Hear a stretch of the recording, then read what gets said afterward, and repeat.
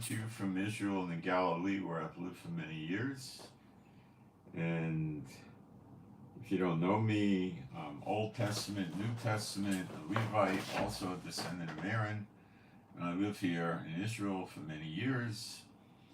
And in my opinion, I don't think you can really interpret the news without living in Israel. I mean, you could hear it and you could get reports and collect it, but even for those that come and visit Israel 2 or 3 times a year, that's not the same thing. It really isn't. They stay in a hotel or somebody puts them up in a nice house, and they got plenty of money, and you can't understand the Middle East and Israel without living here. I'm sorry to tell you that, but I'm telling you, if I didn't think that was true, I wouldn't say it. In addition, you're not going to understand the current events living in Israel unless you understand correct Bible prophecy, which is a rare thing. Okay, so what we're going to cover today is what's going on with NATO, Ukraine, and Russia, what's going on with Iran, what's going on with Hezbollah and Israel attacking Hezbollah, which we hit at least 10 targets last night. And we'll cover the Houthis and Hamas and Sinwar. Well, with Sinwar, the latest thing going on is Sinwar is adding to the ceasefire discussions that he wants guarantees that he'll not be assassinated. Well, you have to understand that the words, when they translate to assassination, would, I would say, 99% also cover not be put on trial, because, that would be basically the same thing.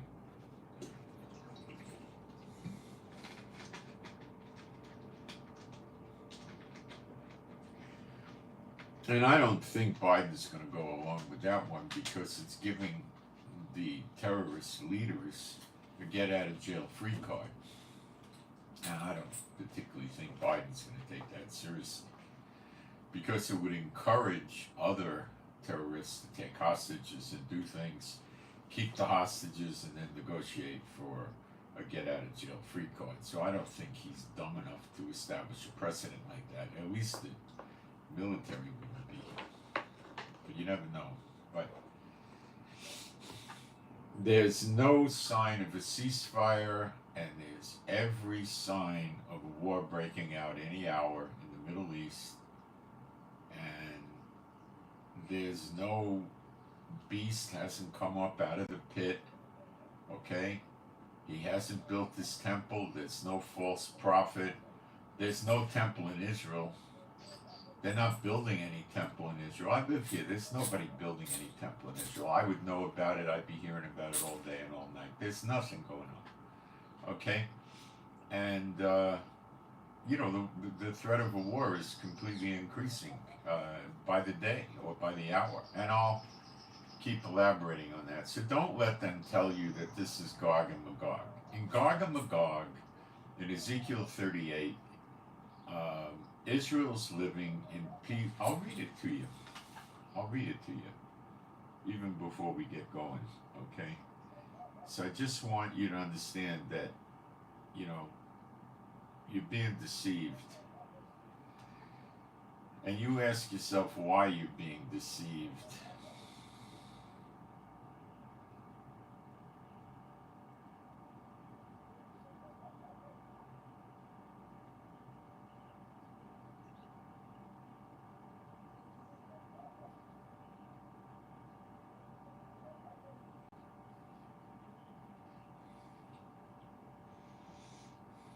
I'm looking for the verse.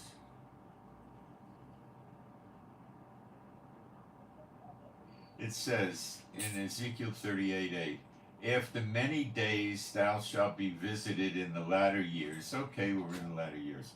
Thou shalt come into the land that is brought back from the sword and is gathered out of many people against the mountains of Israel, which have been always waste, but it is brought forth out of the nations, and they shall dwell safely, all of them. This has never happened since 1948.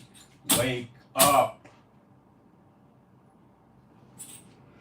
And also the tribes aren't back. There's just about as many members of Judah, which is Judah and Levi, that know they're Jews living in America than there are in Israel. And when you add them all up over the world, there's more of them living outside of Israel than Israel by a lot, millions. Come on, let me keep going. Thou shalt ascend and come like a storm. Thou shalt be like a cloud to cover the land. That's an invasion. And all thy bands and many people with thee. Thus saith Adonai Jehovah, it shall also come to pass that at the same time shall things come into thy mind, and thou shalt think an evil thought. And thou shalt say, I will go up to the land of unwalled villages. Israel's loaded with walls. We got thousands of miles of walls between us and the surrounding countries. Okay? I will go to them that are at rest and dwell safely. All of them dwelling without walls and having neither bars nor gates. There's bars and gates on just about everything in Israel. It's all over the place. To take a spoil and to take a prey. To turn thy hand upon the desolate places that are now inhabited. The desolate places are still desolate. And upon the people that are gathered out of the nations, which have gotten cattle and goods, that dwell in the midst of the land. Most of the Israelites are not here.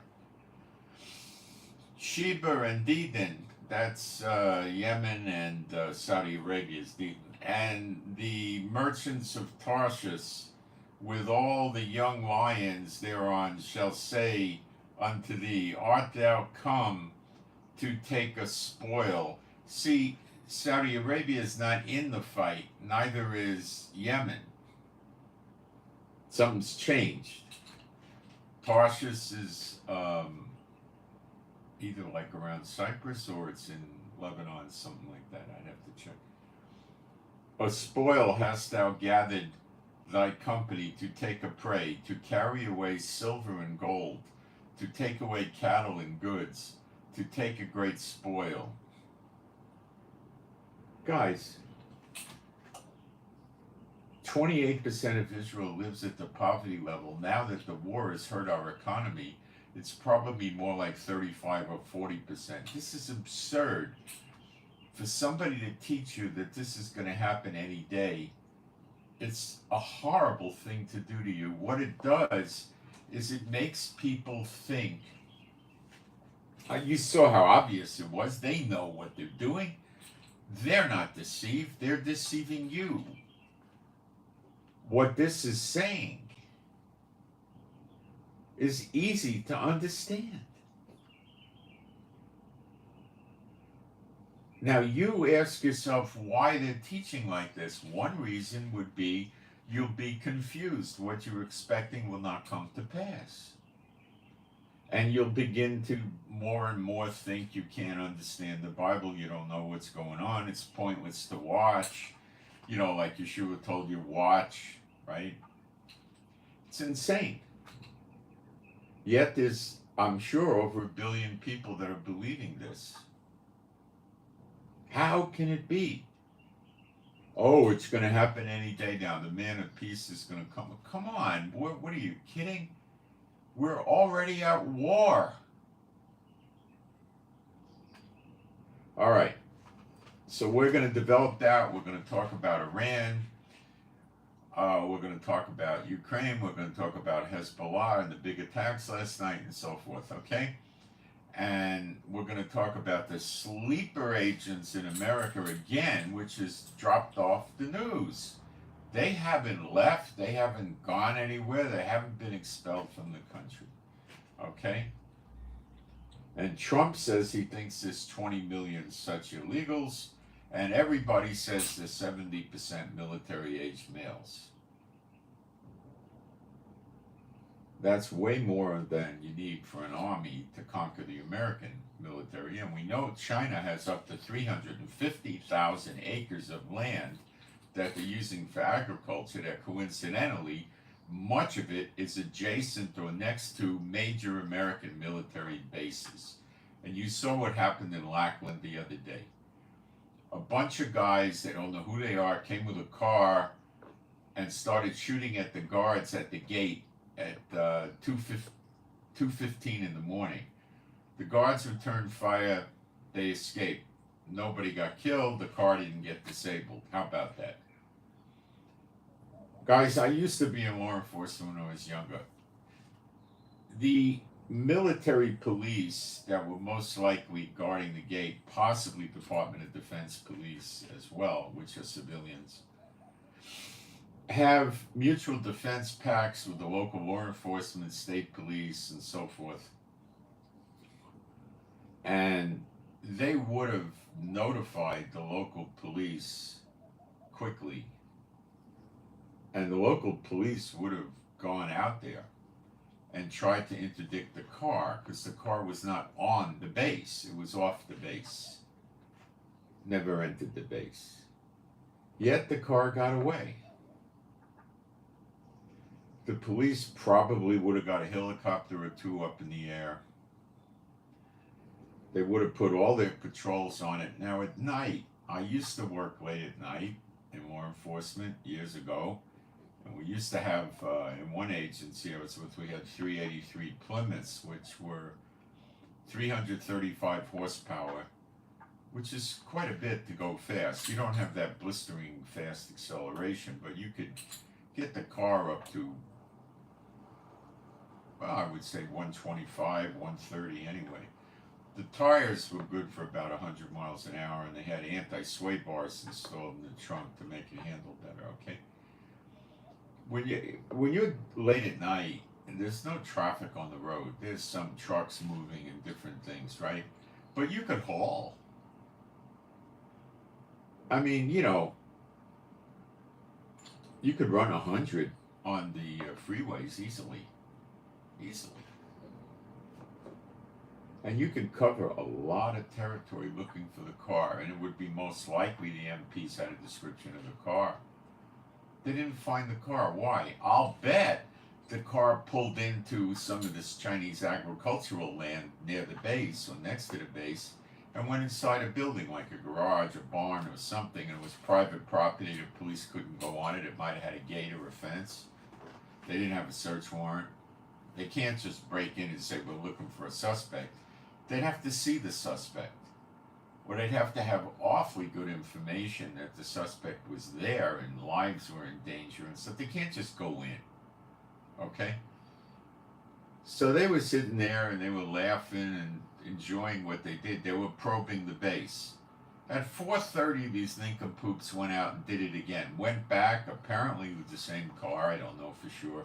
Shot at the guards at the gate again, then got away and went back, and they were never caught a second time. Now, the chances of that happening if they did not have a safe haven next door to hide in, including hide from the helicopters, is insane. They probably waited for the helicopters to stop looking for the car. They have spotlights and stuff. And it would be easy for the helicopter to look for the car in the middle of the night. They wouldn't have to go slowly through the traffic. You might have a situation where there's a car every 60 or 100 yards. They can zip through it, right? And they look for cars parked in unusual places behind warehouses and stuff from the air. And the ground guys were looking for this stuff too. I imagine the state police were looking, the highway patrol, the troopers, whatever they call them. The county sheriff and the city police were looking. I'm sure. I'm positive that was going on. And at night, it's not that hard to find them. They weren't on motorcycles. That would have made it more difficult, but they didn't need to do that. They never got found. They never got caught. Only, in my opinion, would Muslim terrorists do something stupid like that. If you were talking North Korean trained troops, Chinese, Russian, Cuban, Venezuelan, whatever, they would have probed the base once, used their escape route, got away, and they would have been debriefed, and they would have explained what they encountered, what they saw, what the competency level was, what their tactics were, what they think the weaknesses were, blah, blah, blah. To go back again is something only a Muslim terrorist would do. Because they were trying to humble them. Okay, show them how stupid they are. Do not think the sleeper agents are not very, very real. They are extremely real. America's been invaded. Trump says 20 million illegals. Now, you don't need that to attack the American bases. 1 million would do it. I mean, maximum. Maximum. I think Obama, whispering in Biden's ear, is trying to populate the United States with people that will turn the United States into something other than what it is. Predominantly a Muslim nation under Sharia law. You know, some cities in America have tried to, and I think even 1 or 2 or 3 or something have actually imposed Sharia law, or many have attempted to. So put the place under Sharia law. There's states are giving these so-called illegals the right to vote, whether or not they file for amnesty, I believe. So that gets Biden in, and then he changes the whole voting population of America, right? And there's nobody voting for Trump, as many as would normally be in terms of majority. Trump, they say, is 3 points ahead of Kamala right now in the polls. That's not a lot. That could change like that. Okay? That's not a lot. If he was 13 points ahead, I'd say, wow, that's a big lead.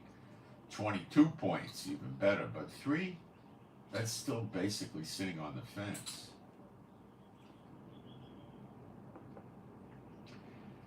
I'm not so sure that Biden did this because he wanted to destroy the country. I think he did it because he wanted himself and the Democrats to remain in power.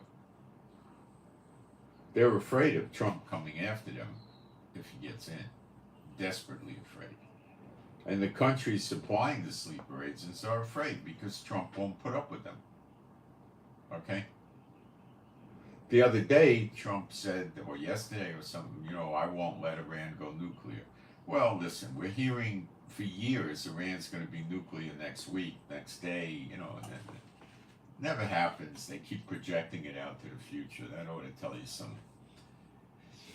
But Trump would impose restrictions on Iran and the nukes, and Iran would resist and not do it, and that would cause Trump to bear down on Iran, which would ultimately mean attacking them. Sanctions are not working on Iran. What will work is what Israel wants to do: bomb their ports, their piers, their oil and gas pipeline, their oil refineries, oil wells, and that will work in place of the sanctions. It would take them, what, at least 6 months or a year to regroup. They wouldn't have money for a long time to support Hamas, Hezbollah, Palestinian Islamic Jihad, the militias in Iraq and Syria, and the Houthis. They wouldn't have that kind of money. They'd probably have trouble manufacturing missiles and drones. Where are they going to get money? They're going to have no cash flow anymore. Would Israel do it? Yeah. Netanyahu hates Iran. That's a personal thing with them. So I'm going to show you what's really happening in the Bible that's going to line up perfectly with current events for today. Okay? Gog and Magog is not it.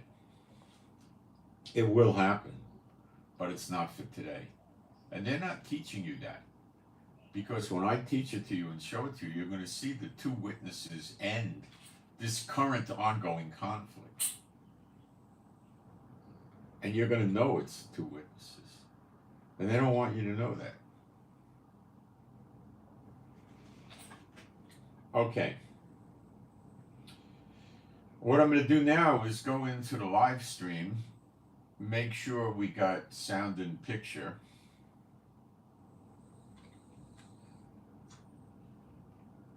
So if you don't care at all about Bible prophecy, you might still enjoy this for the intel you're going to get from Israel.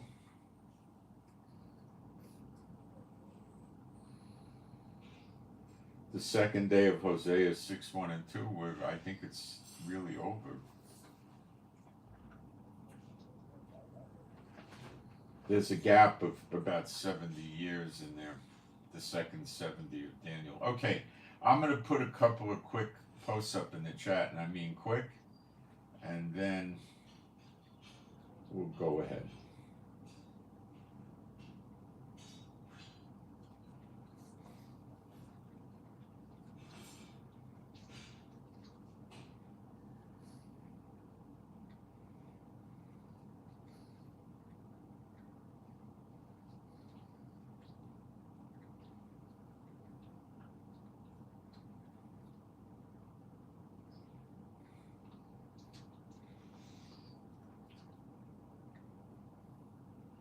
See, there's a lot of people that are just never going to believe what the Bible says because they don't like it. They're going to believe what the church people tell them because they like it, and they bounce around from church to church until they find somebody that teaches them in a way they like. That's called tickling their ears. I'm going to put my email address up in the chat, and if any of you want to ask for, send in a question, I'll try to deal with it as long as it's relevant to the topic we're covering, okay? If you want to send, you could also put a question up in the chat if you want, but it's more private for you in the email, but you can put it up in the chat. You could also put prayer requests up in the chat as well. We do pretty good with our prayer requests.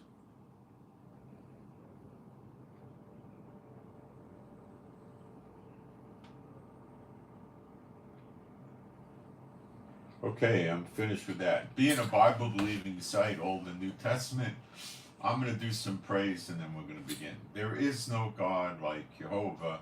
There is no God like Jehovah. There is no God like Jehovah. There is no God like Jehovah. There is no God like Jehovah. There is no God like Jehovah. There is no God like Jehovah. There is no Messiah like Yeshua. There is no Messiah like Yeshua. There is no Messiah like Yeshua. There is no Messiah like Yeshua. There is no Messiah like Yeshua. There is no Messiah like Yeshua. There is no Messiah like Yeshua. Alright, I want to do some war intel. There's a lot of people now running around telling people on the internet, America has put 30% of their Navy in the Middle East. This is hogwash. Okay? They have a maximum of 30 ships here. That's probably counting what they have in Greece and Cyprus. Maybe 31, 32. America has a total of 475 vessels in their Navy. There's about 30 here. How could it be a third? The third would be like 160. It's ridiculous. People keep talking like this. America has 12 big aircraft carriers, not the landing ships that could launch vertical takeoff planes and helicopters. They carry maybe 12 planes, And they have 12 of these big aircraft carriers. 2 of them here because the the Abraham Lincoln, I believe it is, has now arrived in the Mediterranean. I don't know how close to Israel and Lebanon it is, but it's in the Mediterranean, so it probably isn't more than a day or two away from there, Israel and Lebanon. It may divert into the Persian Gulf region, the Sea of Oman, or down by Yemen. We don't know. They're not going to tell us. Why should they? Okay. For perspective, when we attacked Iraq in 1990 or so, we had 6 aircraft carrier groups, and these aircraft carriers sometimes come with 6 escorts. they're traveling with 2 or 3. That's it. So America's not loading for bear in the Middle East. They don't have to. Iran's not a bear. It's not a wolf or a lion. It's like a nasty fox. Sneaky fox. That's it. Iran said that they are, I believe they said they're going to change their method of revenge against Israel for killing that guy, the head of Hamas, inside Tehran. They're going to change their approach. Number one, that could be a lie. Number two, they might try to set up some way to kill some high-ranking official in an embassy or a consulate. They may try to do a targeted assassination in Israel for a high-ranking minister or prime minister. Or they may keep piling troops into Iraq and then into Syria, setting them up near Israel to surround Israel and as part of Jacob's trouble, which we'll get to.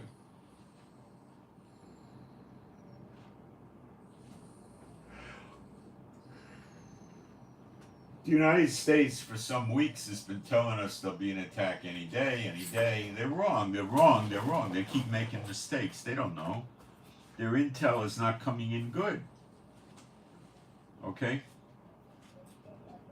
Or it's also very likely Iran is just getting scared. Now with the Abraham Lincoln here, they're really scared. So they might be thinking, let's hold off the attack. America can't stay here forever with the ships. And when they leave, we'll do it.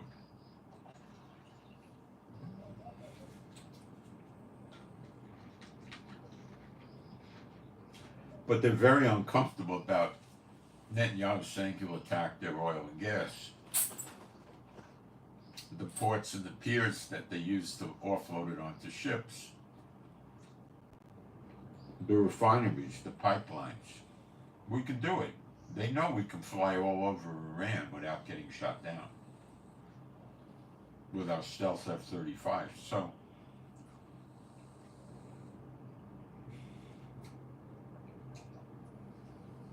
we also know in Jeremiah 49 that Iran and Iraq and Syria are right now on the road down to memory lane. And I'll read it to you. I'm going to read just a few verses at the end.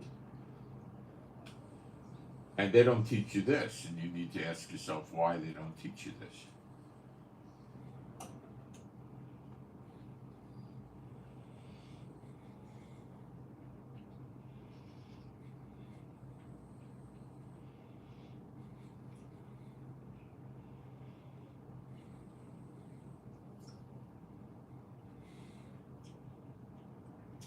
It's other Muslim nations near Israel that are going to get killed too, but I'm just going to focus on Iran. Jeremiah 49:34, the word of Jehovah that came to Jeremiah the prophet against Elam. Now, Elam is composed of it's an old country. It's composed of southwestern Iran, so part of Iran. So if you're going to destroy Elam, you're going to have to destroy Iran. Part of Iraq, same thing. You'll have to get the whole Iraq government, the whole Iraq. And Syria, same thing. And you remember Damascus shall be a ruinous heap, right? Against Elam in the beginning of the reign of Zedekiah, king of Judah. Thus say, I gotta turn my brightness down. I had it set for outside, and iPads are the best to use outside, but they're pretty deficient. None of them are any good when it's bright and sunny outside.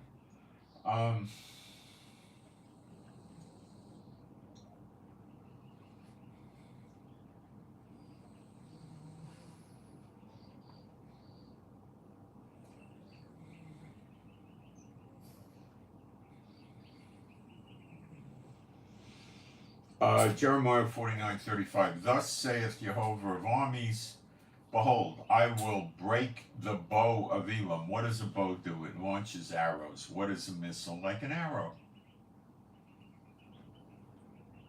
The bow means the missile launchers, capability to launch missiles. The chief of their might. The chief of their might would mean the most important of their might. That's what Iran has, is missiles. Good match. And upon Elam will I, and that's what Iraq has, and that's what Syria has. But Syria don't have a whole lot. And upon Elam will I bring the four winds from the four quarters of heaven, and will scatter them towards all those winds.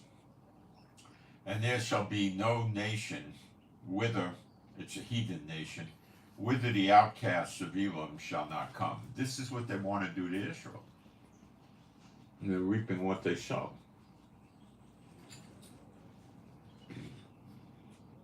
For I will cause Elam to be dismayed before their enemies, embarrassed, shamed, before their enemies in the plural, and before them that seek their life. And I will bring evil upon them, even my fierce anger, saith Jehovah, and I will send the sword after them till I have consumed them. I would say Iran pushed it pretty far with Jehovah. And I will set my throne in Elam. That does not mean he's going to rule out of Elam. The judgment seat, the throne, he's going to judge them. That's what that means. There's no scripture for him ruling out of Elam. And will destroy from thence the king and the princes, saith Jehovah. But it shall come to pass in the latter days that I will bring again the captivity of Elam, saith the Lord. Well, that's why you see him in Gog and Magog, which is almost 70 years down the road. It's over 70 years down the road, roughly speaking. The second 70 of Daniel 9:24. And Persia is in Gog and Magog. Now, Daniel 9:24, in every single Hebrew manuscript going back to 900 or so AD,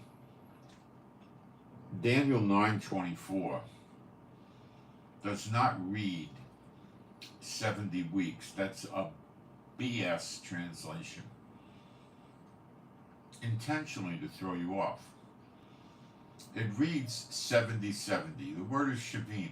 It's the same exact word 2 times in a row. It means 70. The first 70, so 2 70s are on your people and the holy city, which is Jerusalem. So the first 70 was the Babylonian captivity. It's 70 years. The second one is just like it, 70 years.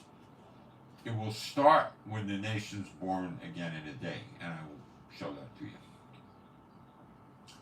1948, when a bunch of Satanist heads of countries did the UN, and they said, Israel's independent, this and that. That was not the nation being born in a day. It's nonsense. The Jews were already here. The British renounced their mandate, okay? And left, lock, stock, and barrel. Who in the world was Israel declaring independence from? There was nobody to declare independence from. Israel was now independent. Completely independent. Totally independent. So that was a sham. And then they changed the name from Palestine to Israel. At the same time they did this, America and the United Nations had placed arms embargoes on Israel, knowing the Muslim states surrounding Israel were going to attack. Check this out in Google. It's true, America and NATO. Yet they let Russia, and they also put an embargo on the Arab states, which they didn't enforce. And Russia was, they looked the other way, and Russia was supplying weapons to all these Arab states that were going to attack Israel. Nobody cared. Israel had to go to Czechoslovakia and buy garbage weapons from World War II and refurbish them. Yet Israel still won. Israel won in the 67 war, sneak attack. They won in 73. Israel kept winning, kept getting land back. What they were trying to do in 48 was the final solution continuance. Yes, it was. Let's call it Israel. Let's block them from getting weapons. Let the Arabs wipe them out. And it'll be the end of Bible prophecy. I'll be back in a minute.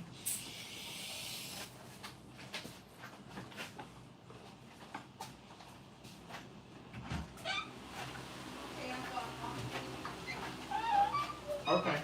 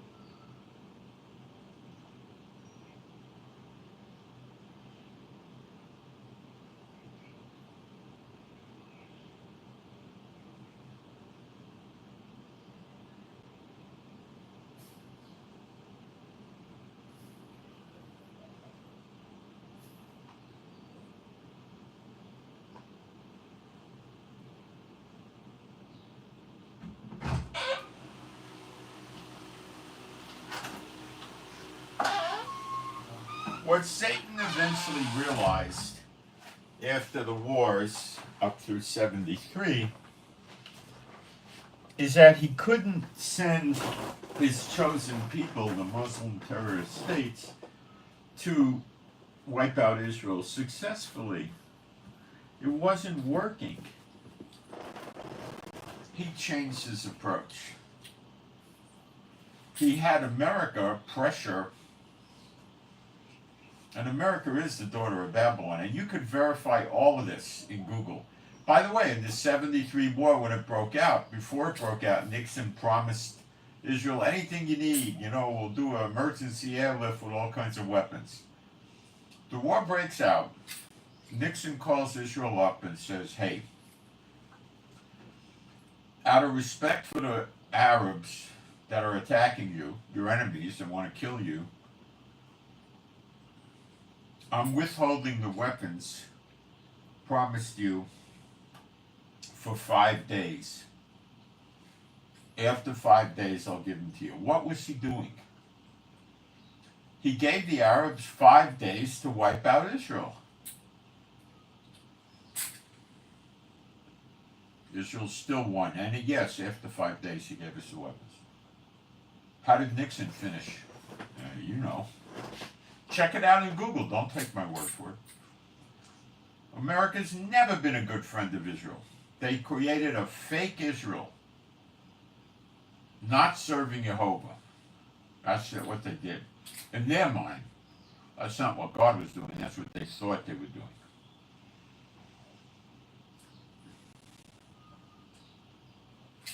So I think it was Clinton or Carter, one of them, forced Israel to give the Sinai Peninsula back to Egypt. They had oil there. Israel had oil. They hated that.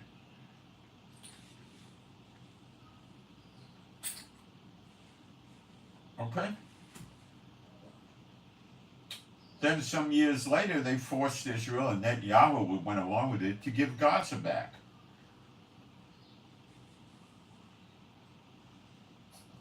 And Israel did it, and look what happened. Now they're trying to force Israel to give the West Bank back, and it'll be Gaza all over again, times 3.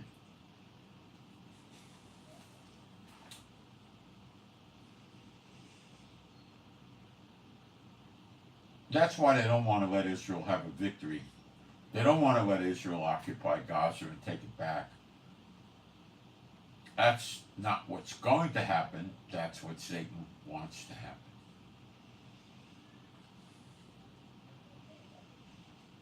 Okay? Satan creates fake churches. He creates fake Israel.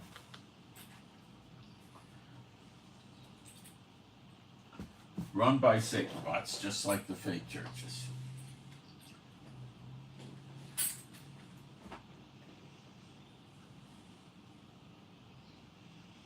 Okay? Check all this out in Google. If you don't like it, you just run away because you don't like the truth.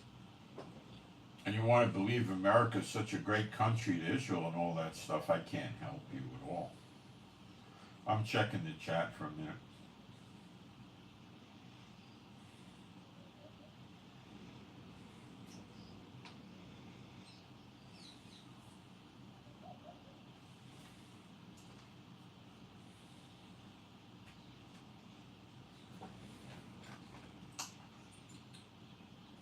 Zephaniah 2, 4-15. Let's take a look at that. That seems relevant. Somebody posted it. Zephaniah.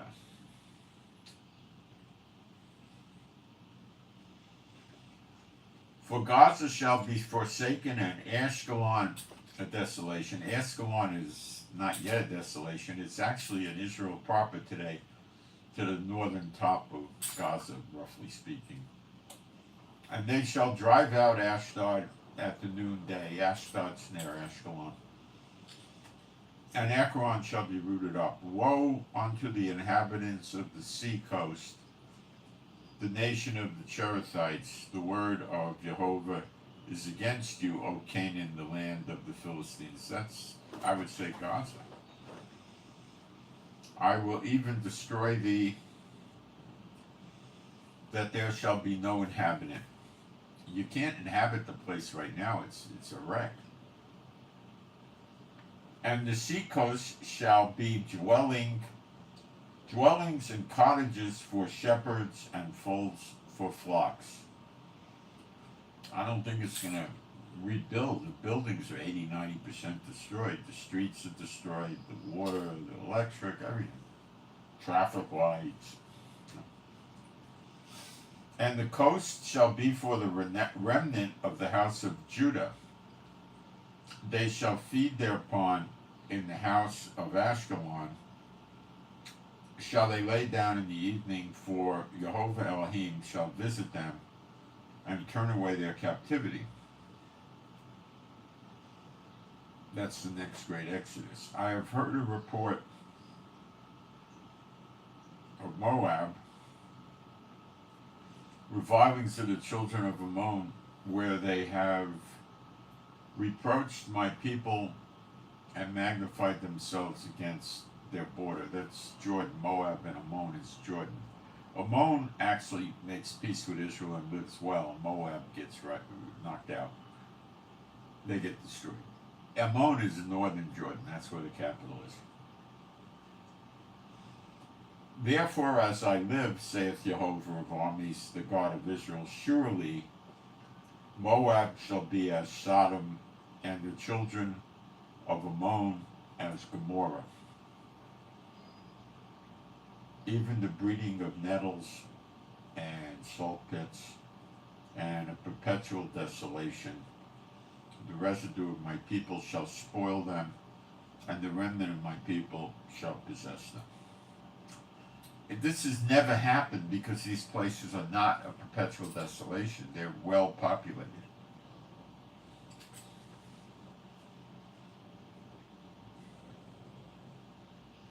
This shall they have for their pride, because they have reproached and magnified themselves against the people of Jehovah of hosts. That's the Israelites. Jehovah will be terrible unto them, for he will famish all the gods of the earth, and men shall worship him, every one from his place, even all the islands of the heathen. You Ethiopians also, you shall be slain by the sword. And he will stretch out his hand against the north and destroy Assyria, and will make Nineveh a desolation. Nineveh would be Iraq, and Assyria could be construed as including Iran. Now, let's get a map of Assyria going.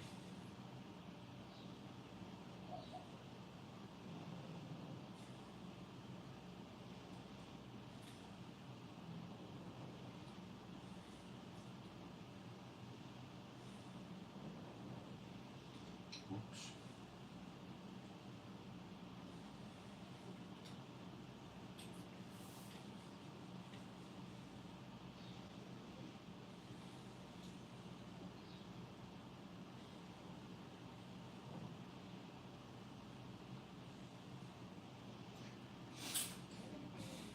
Now, what countries is Assyria today is a better way of doing this. I'm going to read you this. I think I'm reading out of, I don't know, a website. Okay. Assyria was located in the northern part of Mesopotamia, which corresponds to most parts of modern-day Iraq, Iran, Kuwait, Syria, and Turkey. We're going to talk about Turkey today. They get it. It had relatively humble beginnings. Okay, so that's Assyria.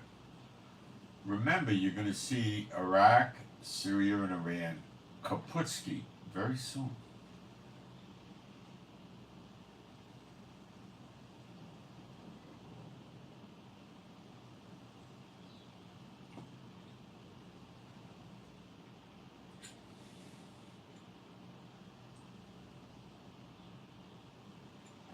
All right, let's go back into, I'll finish the chapter there.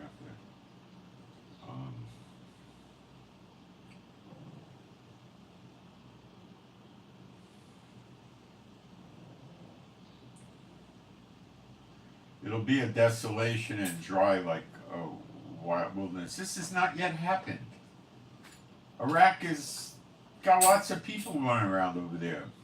Even the place where Babylon was has museums and stores. It's been built. It's not yet a desolation. And flocks shall lie down in the midst of her.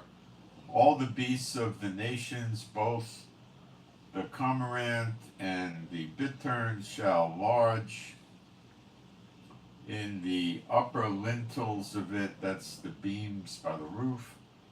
Their voice shall sing in the window. Desolation shall be in the thresholds, for he shall uncover the cedar work. This is the rejoicing city that dwelt carelessly, that said in her heart, I am, and there shall none beside me be. How is she become a desolation, a place of beasts to lie down in? Every one that passes by her shall hiss. And now most of you don't know what this is, but this is Washington, D.C. It's very consistent with Jeremiah 50 and 51. That's what that is. So this is giving you the rough cut time frame of the destruction of the daughter of Babylon. That was a good post. Thank you.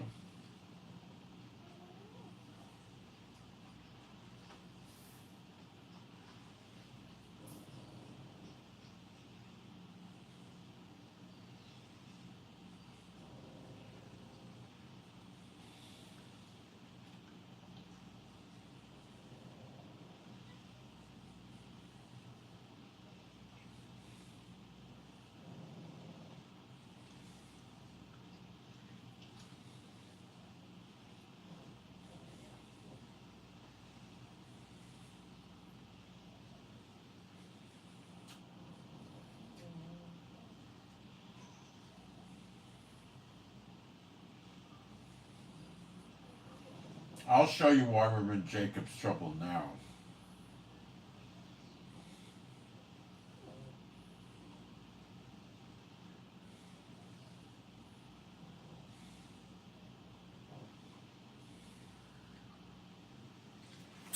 Jacob's trouble is not past. You'll see it. All right.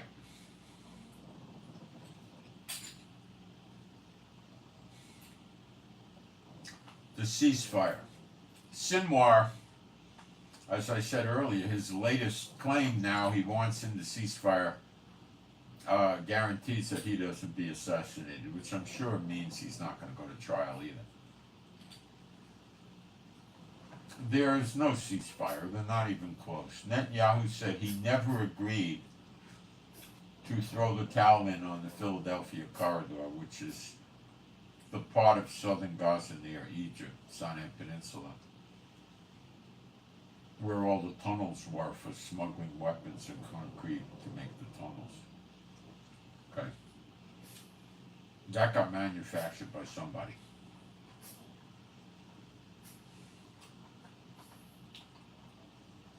Hamas, Hezbollah, Palestinian Islamic Jihad, Iran, the Houthis, the militias in Iraq and Syria, none of them went to these ceasefire talks. What kind of ceasefire talk is this? It's nothing. They're playing with you. Maybe they were doing this to drag out the ceasefire stuff to get Iran to hold off until the Abraham Lincoln aircraft carrier group showed up.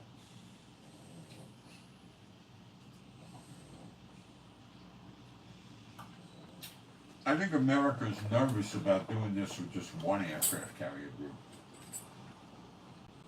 I'll bet you we're soon going to see another one from Italy or UK or France or all of them. Wait for it.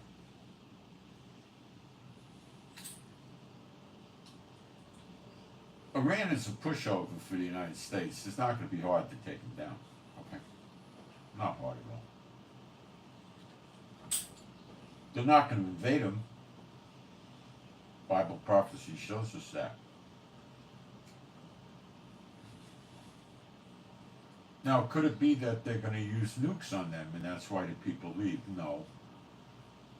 Because after the people leave, the animals move in and habitate it. And the animals would die from the nukes. So forget the nuke stuff. If they had nukes, the countries would have been using them over and over and over and over and over.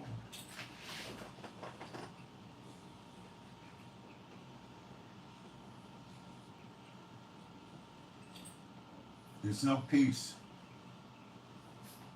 The Ukraine situation. Russia has captured soldiers in Ukraine from like France, Romania, Poland, probably 5 or 6 NATO countries. What I believe is really going on is mercenaries are going in to help Ukraine. Mercenaries are generally combat soldiers that have done usually 2 tours of duty or more. And they like guys that were in a lot of combat. They like special forces. I'm rather certain they're getting paid over $100,000 a year, and if they're American, it's tax-free. I think somebody that has maybe 20 years as a recon Marine, a Navy SEAL, a Green Beret, something like that, could be less than 40 years old when they retire, or in their low 40s. They could still fight quite well. And they might even be getting $150,000 or $180,000 a year. They would be used to train and supervise. You know, they're probably looking for somebody that's a master sergeant or a captain, a major, something like that, a colonel.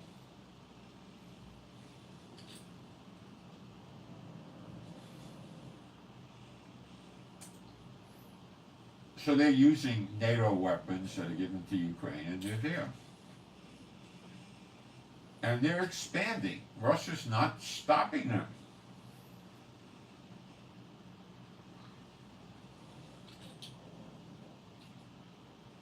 They're expanding. And what they're probably doing, and I think this is what they're doing, they're going to keep stretching out that piece of land that they captured inside Russia by Kursk. They already have 92 villages they captured.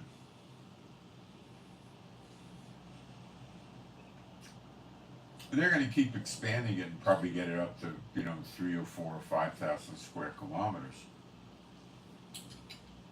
And then I'll bet you they incorporate it into Ukraine.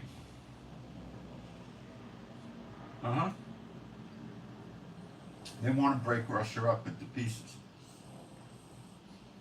so this doesn't happen again. So they'll incorporate it into Ukraine. Or they'll call it an independent state and put a puppet government in, a Federal Reserve Bank in, and stuff like that, right? I think they would probably incorporate it into Ukraine, though, because it's right next door, it's easier. And this gives them a huge base right inside Russia to attack Russia.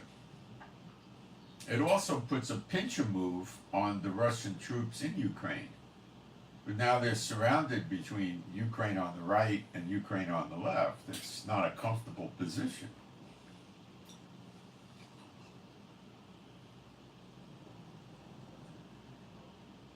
Zelensky is laughing at Putin's red lines.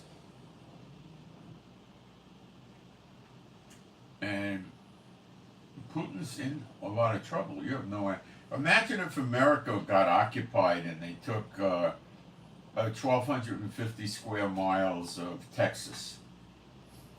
The drug cartels in Mexico, let's say, took 1,250 square kilometers of Texas and said, this is Sinaloa territory now, right? I mean, how would Americans feel? They would want to get rid of Biden for sure. Well, the way they get rid of prime ministers in Russia is pow.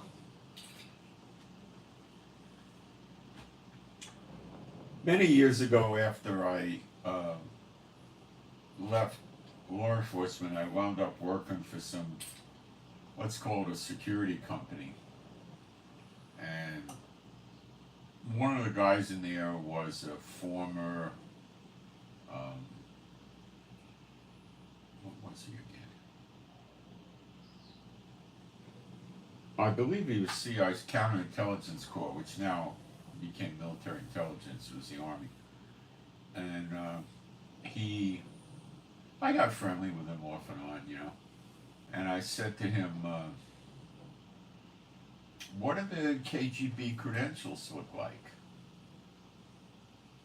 He looked at me funny. It's like I asked him, it's like I said to him, something like, how long have you been such a bloody moron, He says, well, what do you want to know what I meant? I said, well, the FBI has a 2-card credential and the feds do, and then what does it look like? He said, you don't understand. He said, when they want to get somebody, they send 2 guys, thugs with guns, and they just get out of the car and grab them on the street and throw them in the car. He said, do you think they sit there and say, my name is Vladimir Popowski, and I'm a special agent with the KGB, and I'm here to take you into custody, and you have the right to remain. He was kind of thought it was funny that I was thinking that. And then I said, you mean they don't have any ID? He says, no. They have some sort of ID card when they go in their own buildings, or they go on a military base or secure location. He says, that's the only thing they have. They don't run around, like an American law enforcement officer identified. They just grab the guy. They're a rough trade. these Russians, and Putin comes from the KGB.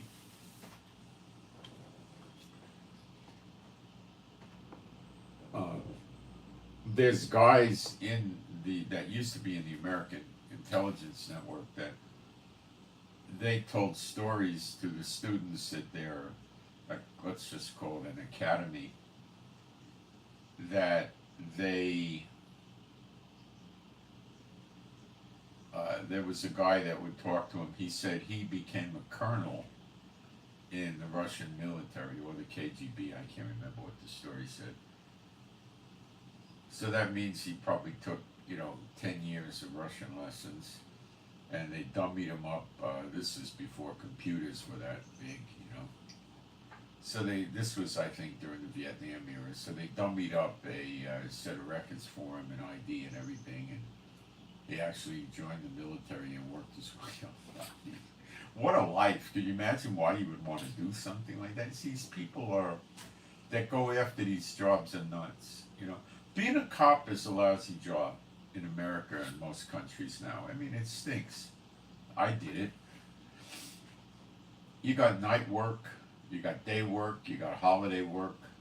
I used to like the holidays because, I didn't know the Lord then. I was Jewish. So they would always ask me to work on, Christmas, and it was triple pay. And I'd do double shifts on Christmas at triple pay. I didn't care, And Christmas is rather not that quiet. I used to work in the booking office at the jail, and the highway patrol would be bringing drunks in like crazy. You would have fights from drunks, mostly drunks, Didn't have a tremendous amount of crime on Christmas. You had a lot of drunks. I used to sit and watch the teletype, and these idiots around the country would send in alerts that, a man in a red suit with a white beard has been riding at the rooftops with a sled with reindeer, they think it was hilarious, And one of the guy's wives used to take chocolates and take a syringe and inject the chocolates with liquor, and he'd bring all the chocolates, and I wasn't going to sit there on duty and start eating liquor. That's stupid. You could get killed in these jobs if you're stupid. So anyway, it's a lousy job. People get in your squad car, or you throw them in, and they vomit, and they go to the bathroom both ends in your car. You got to drive around with them. That means if the air conditioning is on, forget the air conditioning, it's windows down. And then after you drop them off at the jail, they take them and get them cleaned up over there. You book them, and then you got to take the car, which still stinks to the moon, over to your gas station where you refuel your car, and they have trustees from the jail that wash the car for you. Yeah, they have a car wash. My department did. It was, but anyway, they would wash the car, and then you don't have carpet. You got, basically mats, rubber mats or polyester mats on the floor, and they hose it out and wash it out for you. And, they would keep working on it till the stink was gone. They were pretty good about that. That's some of the great things you get to do,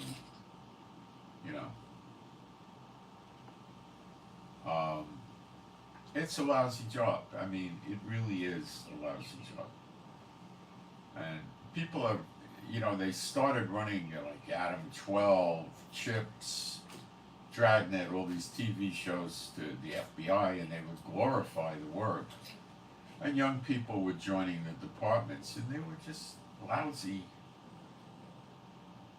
jobs, but it wasn't as bad as it was today. I mean, a chip guy on a motorcycle, first off, he's breathing in the soot and car exhaust all day. Do you ever think of that?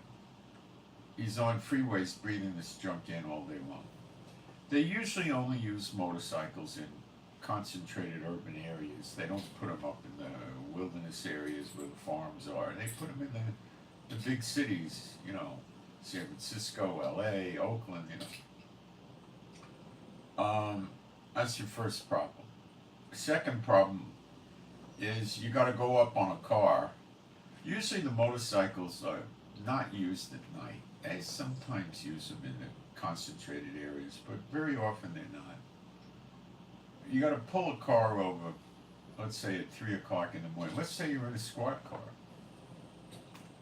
okay? And it's 3 a.m. and you know the guy is behaving weird or something, or the car is. You pull them over, and they go over. They don't want to run. So what do you do next? You get on the radio, you phone in the plates, right? Then you put your bright lights on. You go behind them, and you leave the left side of your car, let's say, sticking out. So when you go to the driver's side, you got some protection.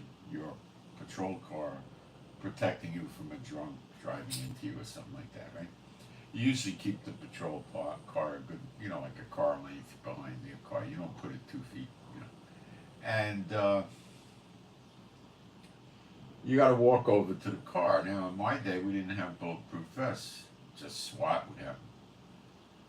So you put the brights on and you see there's several heads in the car.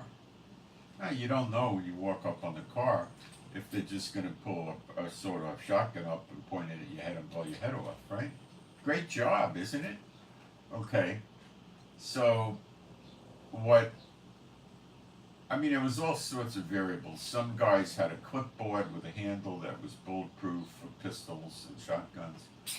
Not very many people had that. A lot of people, if the weather was cold, they would put a 2-inch revolver in their pocket. Some of them tricked them out where we would cut off the front of the trigger guard and cut off the spur of the hammer, which is dangerous because it reduces the weight of the hammer. You got to be very careful. I learned that lesson the hard way because then you're not going to get a good discharge, and could be fatal. So there was some guns like Smith & Wesson had one with a hammer shroud on it, you know. So you walk over to the car and you're holding a flashlight, let's say in your left hand, which was one of those, usually you had a 3-battery D-cell flashlight, you know.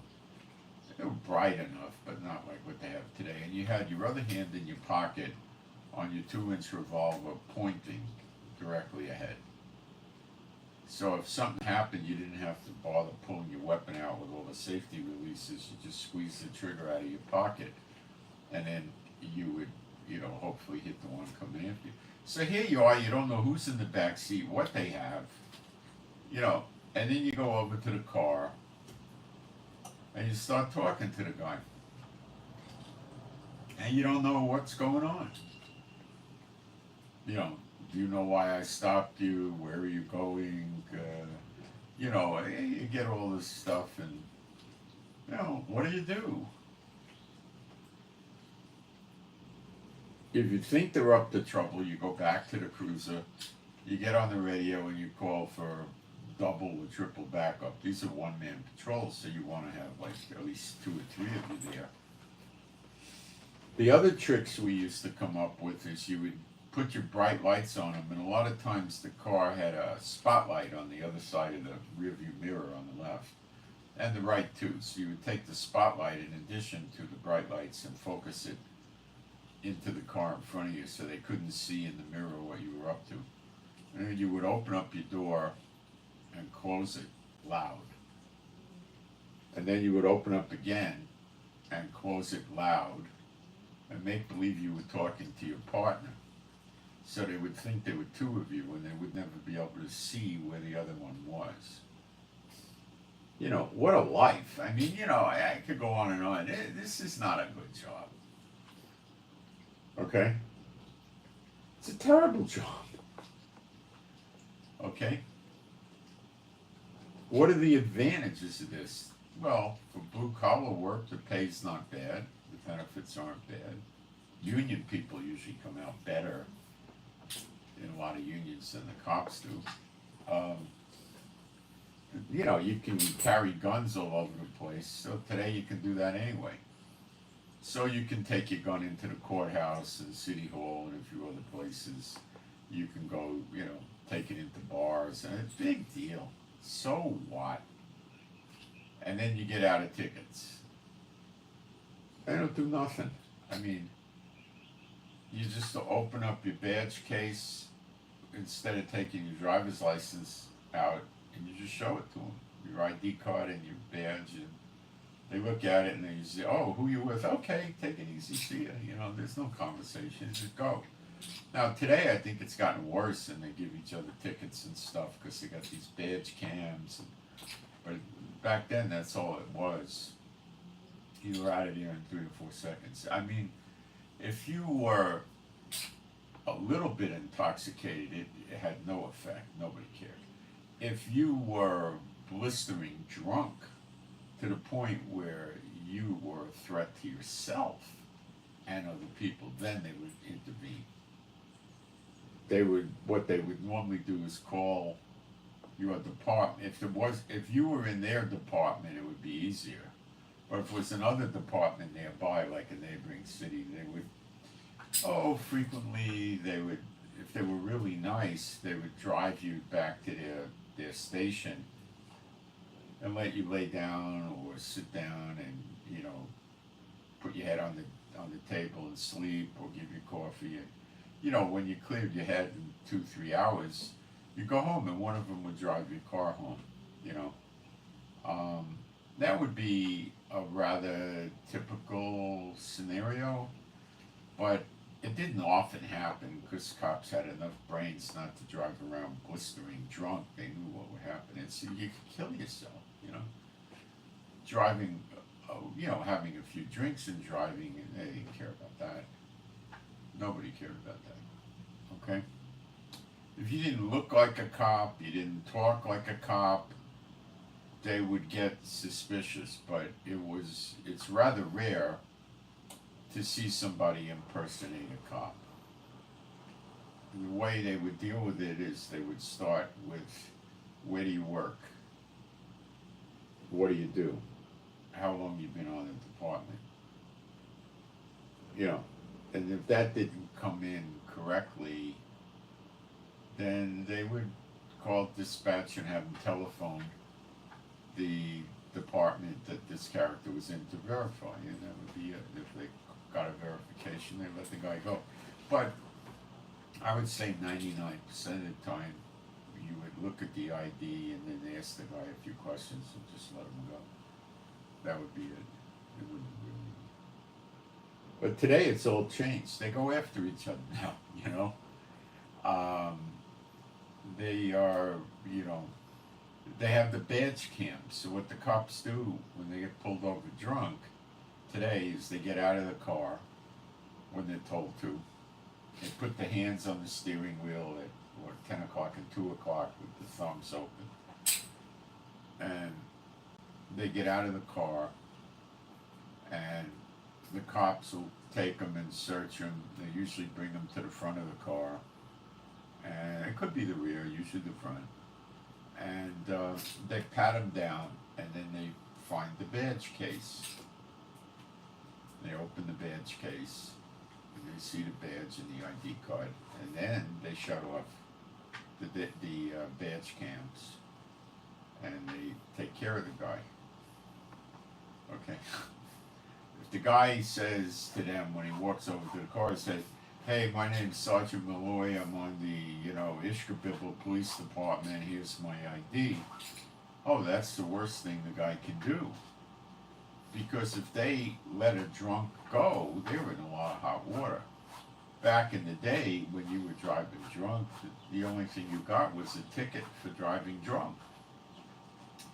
And if you were a threat to yourself and so forth, well, frequently the car could get towed, it could get parked. One of the cops, if there was a nice department, he would drive the car back to the station with you until you sobered up and stuff like that. But it wasn't go to jail type of thing. Now it is. So it's really a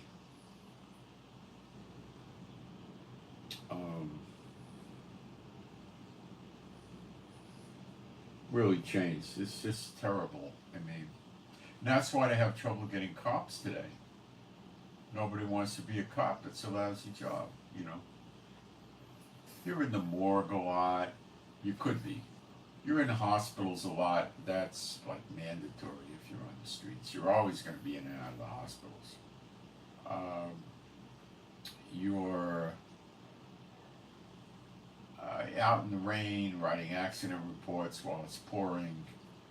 You're out in the heat writing accident reports while it's pouring. You're out in the cold writing accident reports when it's pouring. You're, you know, imagine you going into a house, okay? This happened to me. I was with another guy, and we're going into a house, and it's, I don't know, 11 o'clock at night. It's an abandoned house, 2 floors, right? An old house, and there's no electricity on in the house. And there's attics in the house, closets in the house. It was like a haunted house movie house, right? No furniture to speak of. And you gotta go look for people in the house, and you gotta walk through the house. And you got flashlights, and there's 2 of you. That's not fun. It's not fun at all. And then sometimes you have to go look underneath the house because they hide underneath the house. And that's not fun either.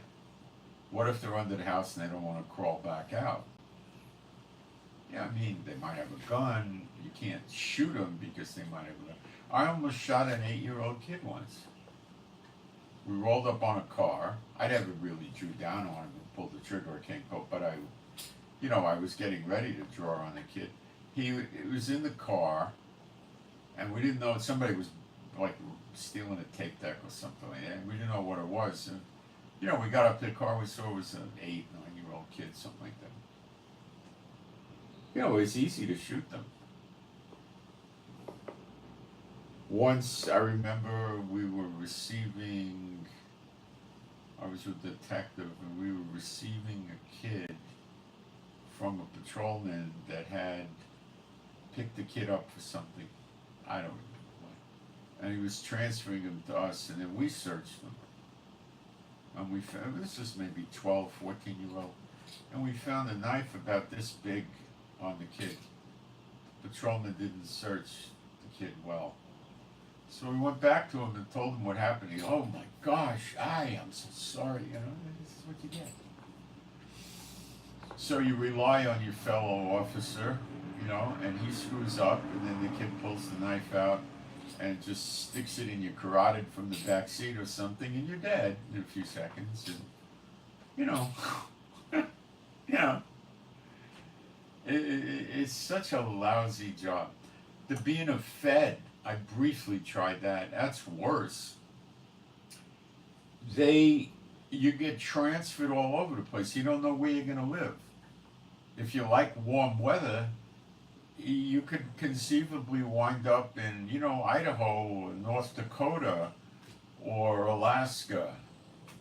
If you like cool, temperate weather, you could wind up in South Florida. And they can put you in places away from your culture. Like a New York City boy could wind up in Texas, or Alabama, or Mississippi. You don't know, And, now your kids,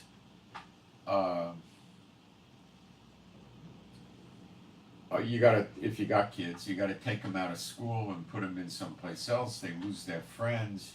Your family loses your friends.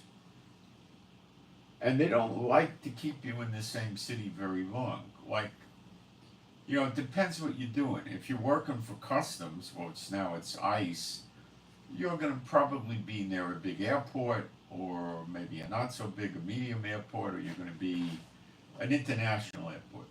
Or you're going to be on a seaport, something like that, okay? You're not going to be inside the center of the country most often. If you're going to be a drug enforcement guy, in your early years, your first, 7, 8, 9 years, you're going to be dressing like a drug dealer. and the hair like a drug dealer and all that, that means a lot of your friends are gone. You ever think of that? Or if you're going to go, there's all kinds of agencies. There's agencies where you can get lost and actually live a relatively normal life almost. Like if you worked for, you were a special agent for, let's say, Department of Education. You're investigating people frauding to get grants from education or student loans or something like that. Or you're going to work for housing and urban development. You're going after real estate developers and things like that. You're a special agent. You got credentials. You got a badge. You got powers. You got a gun. But you can live almost the normal life, almost. The other problem with cops is they're afraid to make friends with people because people start coming to them to fix tickets, to fix parking tickets, this and that. My uncle's kid got arrested for burglary. What can you do to help me? They don't like that. They don't want that. They go to jail if they play like that. So what they wind up doing is they wind up being friends with each other. They marry each other. They date each other. They'll date law enforcement from other agencies, but they don't like dating people that are not in law enforcement. So they have like a closed system. They stay close to their friends. It's such a lousy thing. It really stinks. So after I was finished with it, I got an MBA and went back to college and got a master's in business. It's just, the only thing I ever used to miss was, having no restrictions on carrying a gun and being able to get out of any kind of ticket. In other words, if you want to go on the freeway and let's say it's 70 miles an hour and you want to go 100, you're going to have a lot of trouble if they stop you. The guy may call you sergeant or your captain. He could write you a ticket. He'll scream at you and yell at you. Now, if you've got a good reason, if you can prove you're on duty or something, nothing, it goes away in 2 seconds. But if you're just riding around with friends and you decide you want to go 100, they go crazy on you. Because it scares them. They got to go 100 to get you to stop. They don't like that.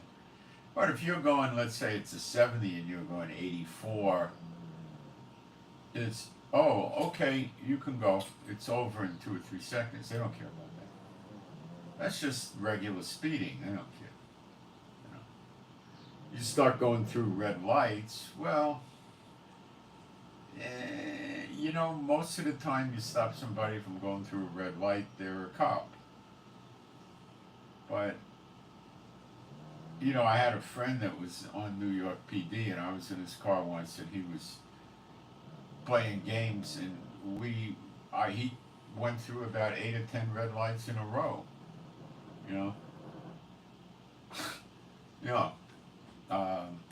Now, if you're in pursuit, yeah, you can do anything you want, but there's very little to miss. Usually your commanding officers are a real pain in the neck. They bear down hard on you. They're annoying. The sergeants, not so much. The lieutenants, the captains are a pain in the neck. They're ruling with an iron hand. The sergeants are half on your side and half on the side of the bosses, but the lieutenants and the captains are a pain in the neck. They're just, just a pain in the neck. And they don't want you ever stopping cars when you're off duty as a civilian. I did it once because some kid was acting like a real jackass. He had a hot car, or a hot rod, or a road runner or something, and I got behind him and I took my badge, I stuck it in the windshield and blew the horn, and he pulled over. I went over, identified myself, and I just said to him, "Look, I'm not giving you a ticket, but cut it out. You're behaving like an idiot, okay?" And he smiled and said, "Yeah, you're okay, you're right, it took about 10 seconds. I didn't want to stay there, Because they run me up the flagpole. They'll think I'm shaking the guy down for money. You know. Lousy job. You know what they do in New York is they get, this is my friend told me, they have people drive around and they got equipment violations on the car, or they speed, unsafe lane change, stuff like that. They're cops. And a lot of them, that's internal affairs, and a lot of times they use a woman, or sometimes they'll just use a friend of theirs to do it. And they'll watch, they won't do it on an interstate, they'll do it on a city street or something like that, and they'll watch with binoculars. They could put a microphone in the car, and then the guy takes money, because New York cops, I don't know today what they do, but back in the day, they all took money. It was a joke. And they would, they wouldn't bang somebody for $25, $30. The ticket would probably be $25 or something. They'd take $8. They knew not to bleed the people. So anyway, I just we're on the subject. I found out why they went to 9mm guns, the police. In my opinion, and I know a lot about guns, it was a real mistake, yet they did it. And when you see them shooting people today, they shoot them 8 or 9 times because they train him to keep shooting until the person falls down. And even when he falls down, he has to stop moving. So this is an execution. And it takes multiple rounds of 9mm. When you go back to the 357 Magnum that we used, you shot him with 125 grain, semi-jacketed hollow point, I believe it was Remington, and it was a nickel casing, and the bullet went 1,450 feet per second out of a 4-inch barrel. And when you hit them, it was like they got hit by lightning, You didn't have to get boom, boom, boom, boom. They used to teach, most departments were teaching double tap, boom, boom. But if you just went boom and you single tapped them, if you got a hit anywhere in the torso, it was it. Unless they were on some heavy drugs, that was it. They'd go down. Now, we were never taught to shoot them when they went down. You run over there, you get the gun away from them, or the knife, or the sword, or the hatchet, or whatever they got. And then you would, handcuff them and search them, and then call for an ambulance or something, unless they were dead. But you still had to call for an ambulance. You couldn't declare them dead. There was no dead ambulance anyway. And it worked great. Okay, so the FBI had this big shootout with bank robbers that were ex-military that killed and wounded many of their agents, and they were using 38 specials. What they were doing was they were buying, I think, 357 Magnums and giving them 38 specials, 38 special bullets. And those things aren't so bad, but they're not so good. They bounce off windshields. That was part of their problem. So they got rid of that, and then they went to, what did they do first? They didn't like the 357 because it's hard to shoot. I think they went to 9mm, then that didn't work out for them, and then they went to 10mm, and that really is a great round. That's probably one of the best pistol rounds you can get, okay? This is 10mm, but you gotta get a full house load. You need to get the thing going at least 1,200 feet per second. You need at least 170 grains at 1,200 feet per second. 200 grain at 1,300 feet per second, which they have ammo that does that. That's going to put them down for the count if you get a good torso hit. But the thing has, like this. So the rules that they came up with, 9mm, you don't get this. You get, barely anything. So you can keep shooting. So again, they're in the business of executing people, and they want multiple hits. When you hit them with a good 10mm, you don't need multiple hits. They're finished. If you got to go through a windshield, no problem. If you got to go through a car door, no problem. it's, you know, lights out or down on the floor and be in bad shape, you know. So they were hiring all these women agents, and they were taking people that have a habit of not growing tall for their race. So they were also unable to handle the 10 millimeter because it's a man's gun, and they were not hiring men; they were hiring small men and women. So they went back to the 9 millimeter, and they wound up getting a company named Hornaday to make a bullet for them, and they called it Critical Duty. It comes in 124 grain and 135 grain, and the 135 grain goes at about 1110 feet per second, where the non plus P version is 100 feet per second less. So, and they say that the bullet, you know, it penetrates good, it expands, but it won't expand with clothing. A lot of these hollow points, as soon as they hit the clothing, they expand and then they don't penetrate enough. So they wait till they get into a gelatinous or a liquid tissue, like, you know, the body is a lot of liquid, you know, and then it expands. And they say, which I don't believe it, they say that that's better than the other calibers. I don't believe it. But you still hear them, you know, instead of going boom, they go boom, boom, boom, boom, boom. They mimic the 357 in semi-automatic with what they call the 357 SIG. You can get it at 125 grain bullet with 1450 feet per second. And that would be the ultimate, because that was tested in the, you know, the late 50s, 60s, 70s. It was a proven manstopper, you know.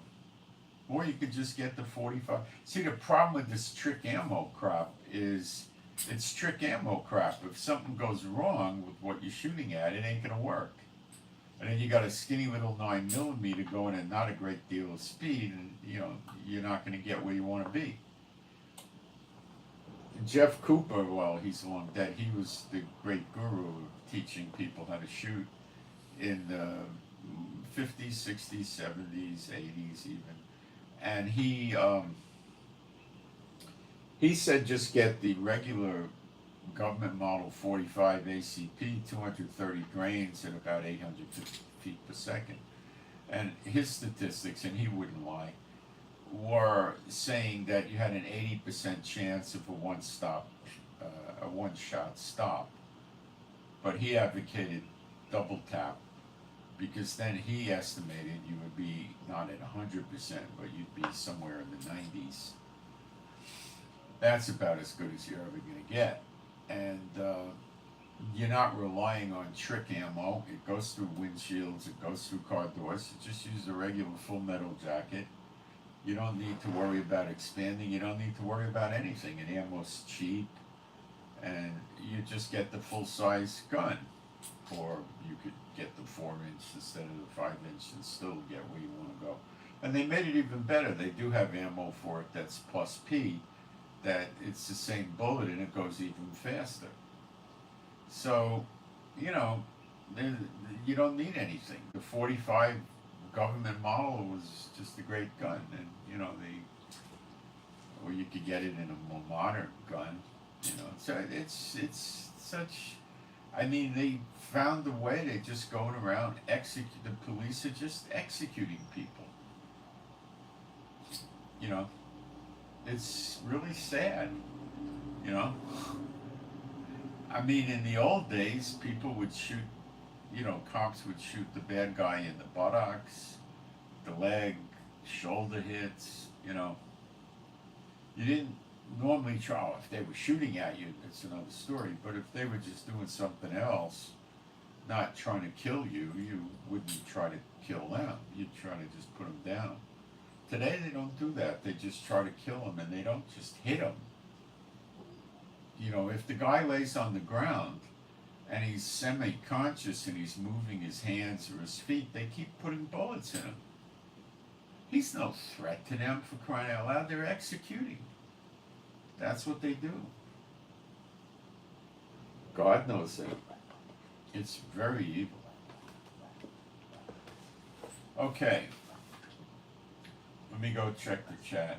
I just digressed a little. I thought some of you might like that.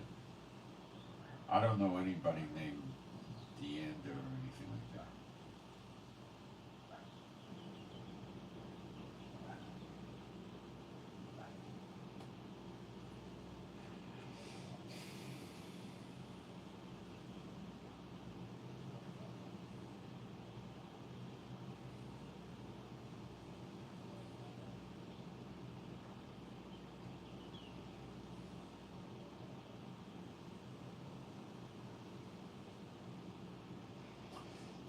You're quite wrong on this thing with Islam and the Mahdi. It's very different. Uh, Somebody says Deuteronomy does not apply to you, Esau. Well, that was a stupid remark. It must be coming from a black Hebrew. I'll just get rid of them. The black Hebrew doctrine is farcical. It's not even close to real. It's nonsense.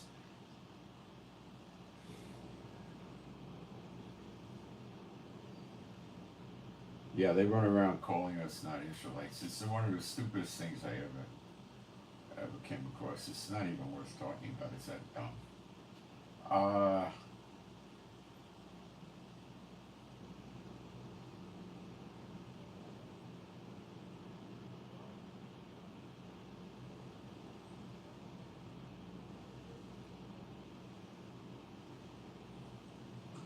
The Muslim version of this is that, okay, I live here. I'm going to tell you what's really going on.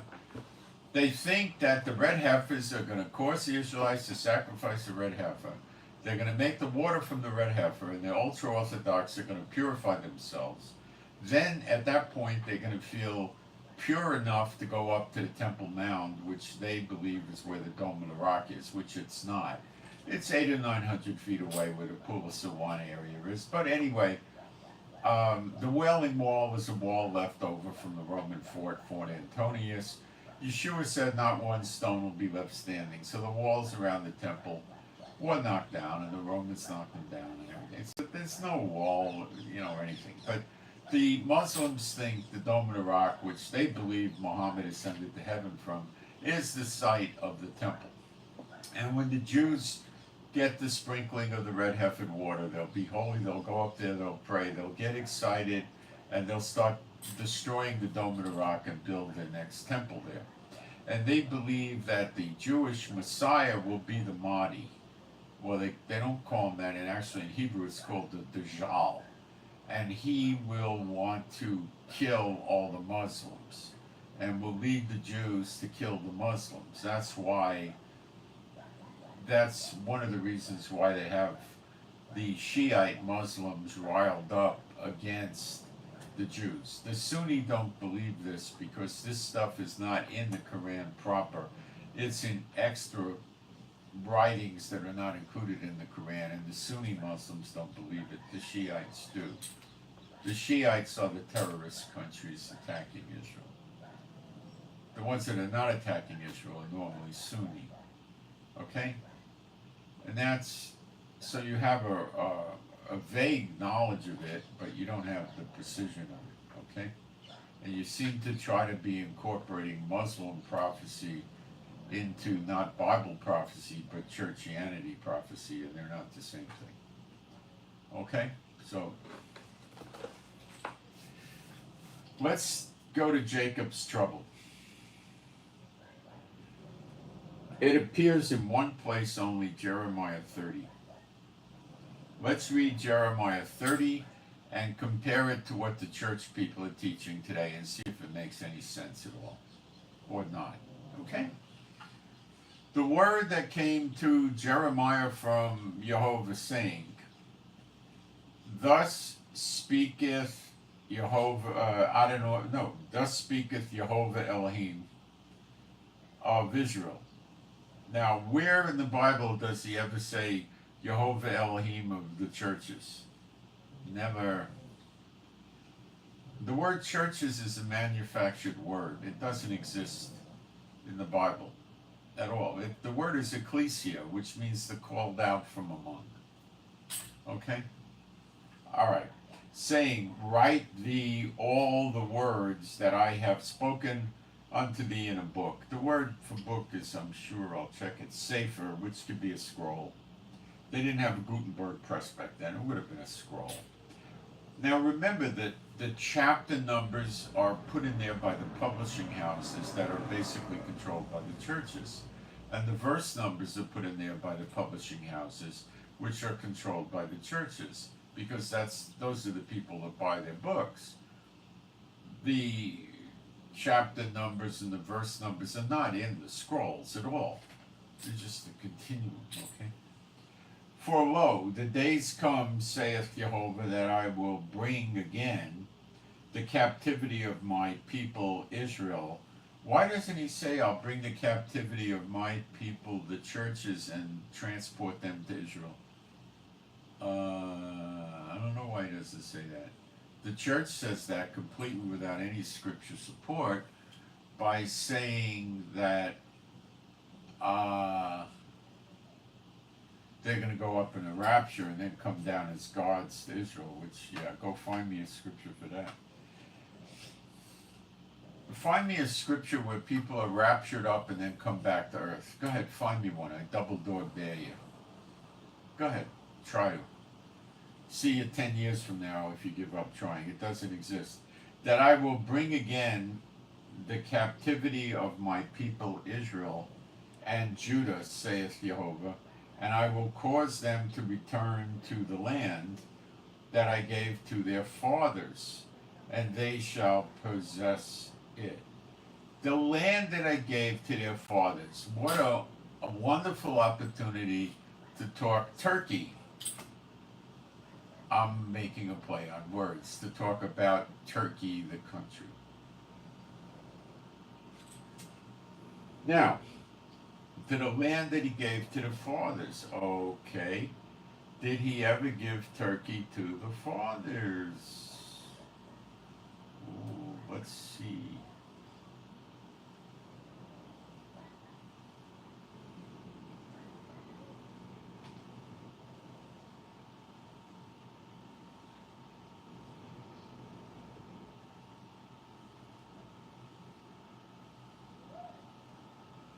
I thought I wrote this down. Let's see.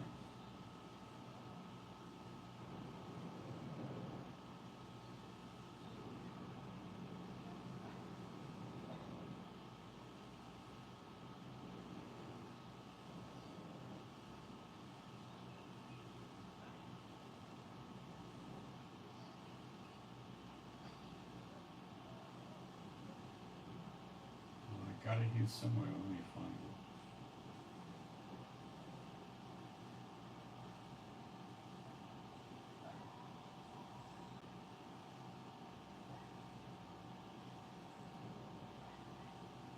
There you go.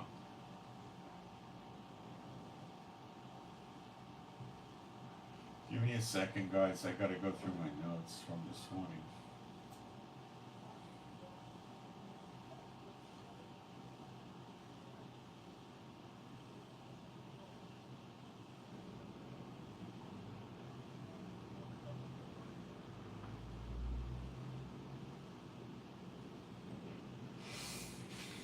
The land of the Hittites is the key here. The land of the Hittites is Turkey. Okay?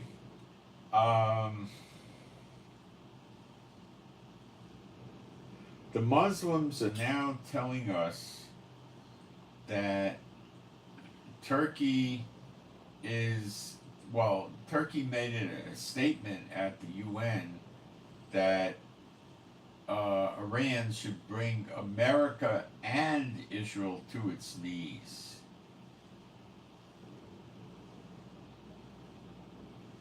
Okay? The Muslims in their media are saying that Turkey's going to quit NATO.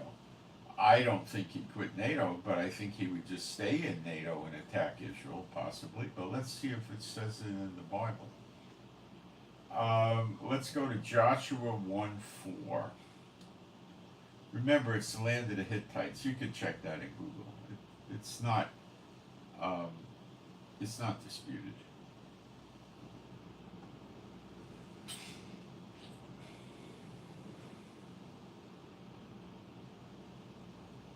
Well, let's start in verse 1, Joshua 4:1.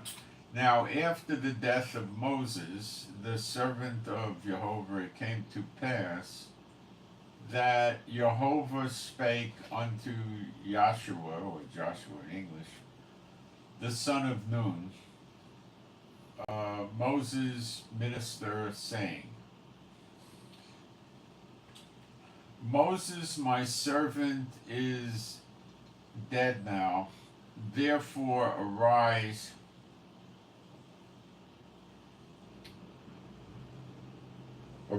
go over this Jordan, thou and all this people, unto the land which I do give to them, even to the children of Israel. Every place that the soles of your foot shall tread upon, that have I given unto you, as I said unto Moses. From the wilderness and this Lebanon, Lebanon, and we get the land. Even unto the great river, the river Euphrates, all the land of the Hittites, that's Turkey, and unto the great sea, towards the going down of the sun. The sun goes down in the west, the great sea is the Mediterranean. Moved, I think.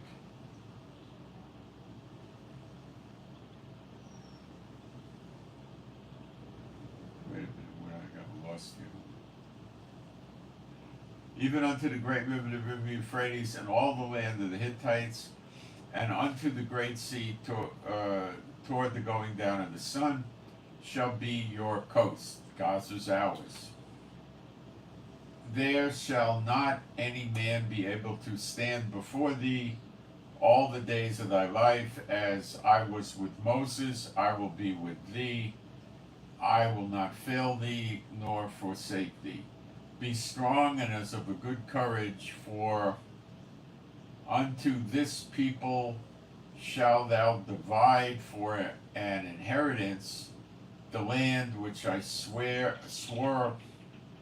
which I swore unto their fathers to give them. Only be strong and very courageous, that thou mayest observe to do according to all the law which Moses my servant commanded thee. Turn not from it to the right hand, nor to the left, that thou mayest prosper whithersoever thou goest. Okay, so we get the land of the Hittites. Now there's another scripture in my notes I want to cover. Joshua 1:31. Oh, I think we covered that. Every place your foot touch. Okay.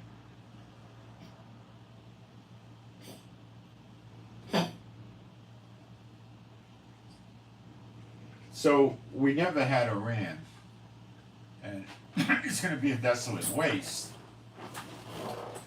Jeremiah 49 for a while, and then they'll move back in there, but we don't occupy Iran.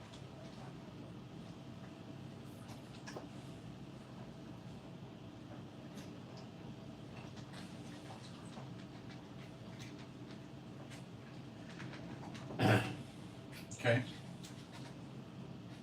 So when Turkey threatens Israel, we should take it seriously.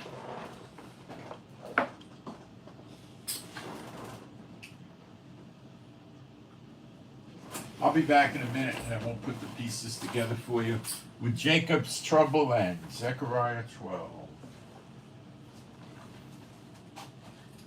Zechariah 12 is Jacob's trouble.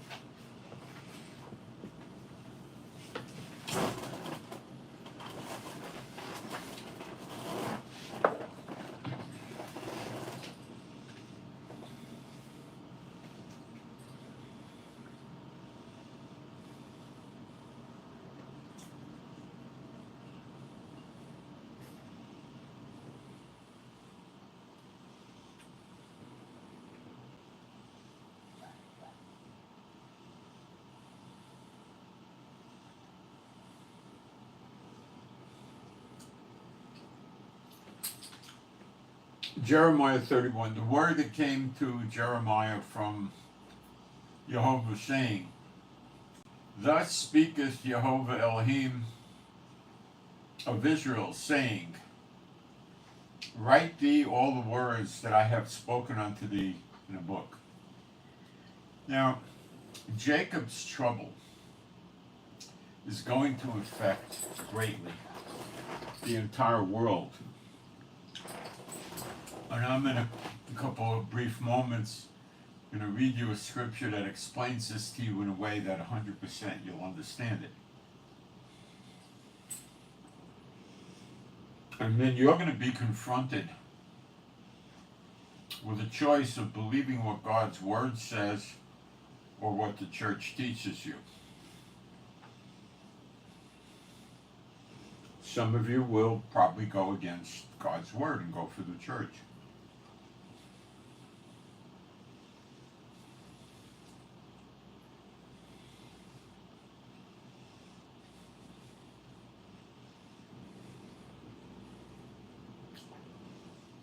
Thus speaketh the Lord God of Israel, saying, Write thee all the words that I have spoken unto thee in a book. For lo, the days come, saith Jehovah, that I will bring again the captivity of my people Israel and Judah.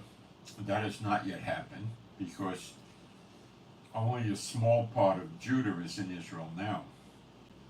10 tribes don't know who they are and have not yet come to Israel. Saith Jehovah, and I will cause them to return to the land that I gave to their fathers. Now, we just covered that. So, eyes on Turkey. Look for the destruction of Syria, Iraq, and Iran.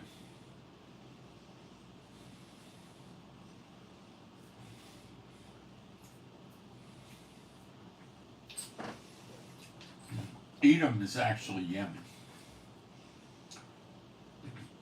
which is also Sheba, depending on what time in history you're at. And these are the words that Jehovah spake concerning Israel and concerning Judah.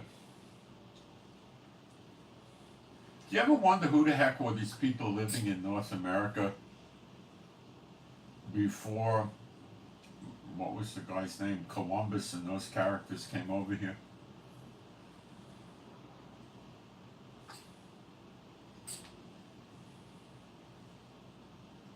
Do you ever think they might just be the lost tribes, or some of the lost tribes, I should say?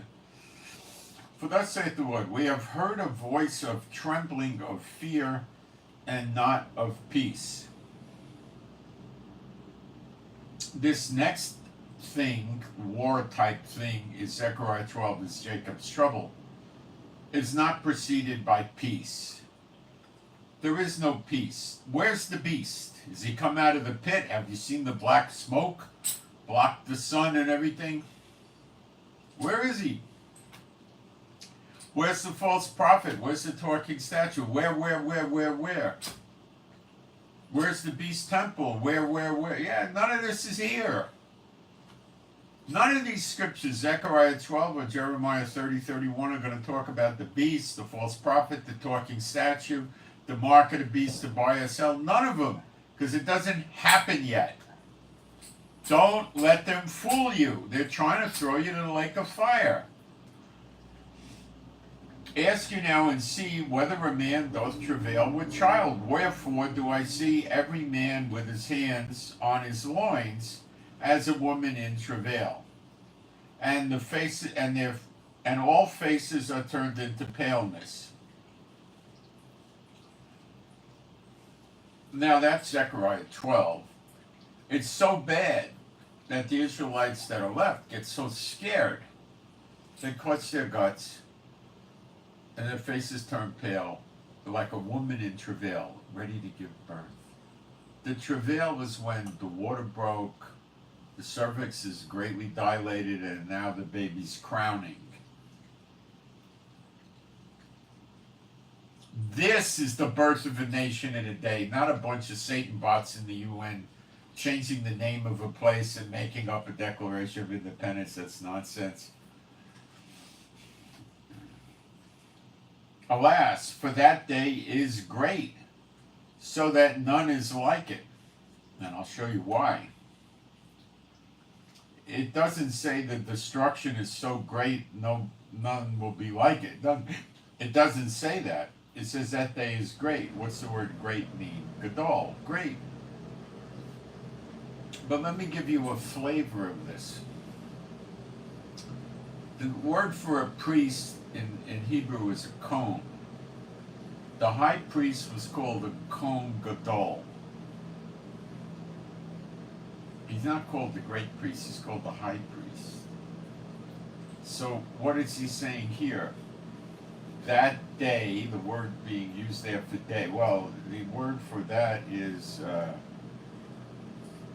he. That's an unusual way of phrasing it. Let's see how strong Tim's. Oh, speaking of the day, I think he's saying he. Let's go back and see.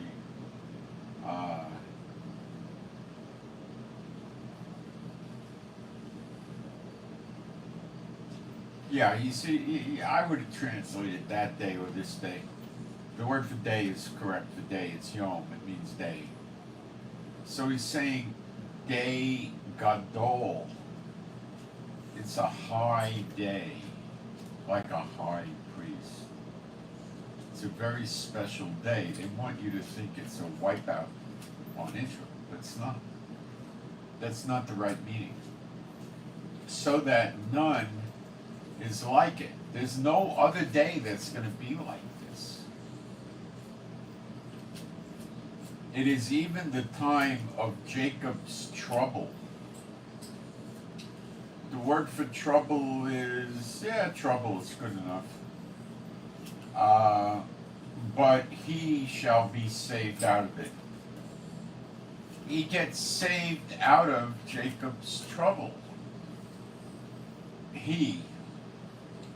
It doesn't really say he. It says trouble, then it has these words. But he shall be saved. They put 5 words in here to replace one word. And that one word is Yasha. That's the root of Yeshua's name. Yahshua means salvation, not so much saved. Yeshua would be like the giver or provider of salvation, and that's what he is, right? But he shall be saved, it means salvation, okay? So Hebrew doesn't go into English very well, believe it or not. So what I would say, the translation would read like it'd be choppy, but Yaakov's trouble, but Yasha, salvation. And then the word for out of it would be from, but salvation from. Salvation out of it. Saved gives you the connotation that they don't get killed. Salvation gives you a whole different meaning, doesn't it? Yeah. For it shall come to pass in that day, you'll read a lot about that day in Zechariah 12,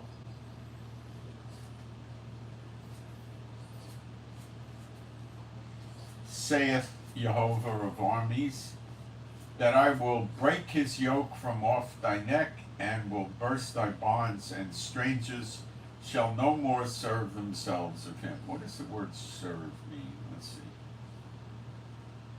Abad.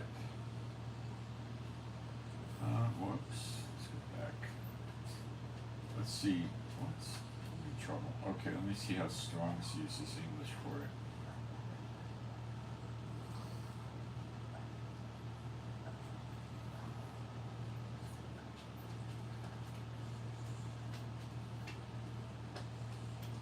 Enslave, keep in bondage. That's what it is.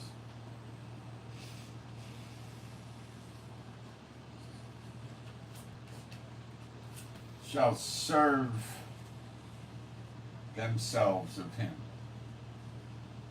Keep Israel in bondage. See, they created a fake Israel in bondage to Satan because that's who the leaders are serving, the God of the dead. But they shall serve Jehovah Elohim and David HaMelech, David the king, whom I will raise up unto them. It's not a literal resurrection of David. David died already and selected unto man to die once. It's David shall not lack a man to sit on the throne. Therefore, fear thou not, O my servant Yaakov, saith Jehovah. Neither be dismayed, O Israel. For lo, I will save thee. And that word again is Yasha. I will salvation thee from afar. That means you're going to see the sign of the Son of Man in the clouds from afar. Some of you don't know what I'm talking about. Many of you do. Got it? And thy seed from the land of their captivity, and Yaakov shall return, and shall be in rest, and be quiet, and none shall make him afraid. Well, none shall make him afraid. Be in rest and quiet. Gee, church has no explanatories for that, except the beast comes along, Satan's boy, and makes a peace treaty. What schmucks they are. They're really so stupid. They teach stuff that's held together by spit and bubble gum. It's so easy to punch through it. It's child's play. Shall return and shall be in rest. Okay. Now all the believers in Yeshua are in Israel. He calls you his brethren. He's a Jew from Judah. The real word is Yehudi, Jew in English, Yehudi in Hebrew. He is the king of Israel. Is he not? He's the high priest in the order of Melchizedek. Is he not? He's from Judah, which makes him a Jew. Is he not? He's from the line of David, which makes him a Jew. Does it not? He calls you his brethren. So how the heck can you be his brethren and you're not in Israel? How? Tell me. I don't have a scripture for that. I don't think you can do it. It's a cruel joke Satan's playing on the churches by saying, we're not in Israel, we stand by Israel. He's getting you to denounce being in Israel because the scripture says all Israel shall be saved. In Romans 11. I never read all the churches shall be saved. Contrary, really. None shall make them afraid. We'll get there. For I am with thee, saith Jehovah, to save thee. To save thee, to yasha thee, to salvation thee. Though I make a full end of all nations whither I have scattered thee. Whoa! Why did the church never teach you this? I don't see one church schmuck on the internet or in his big house called the church that you pay for, that nobody lives in or sleeps in or benefits from except the church and the pastor and his financial statement.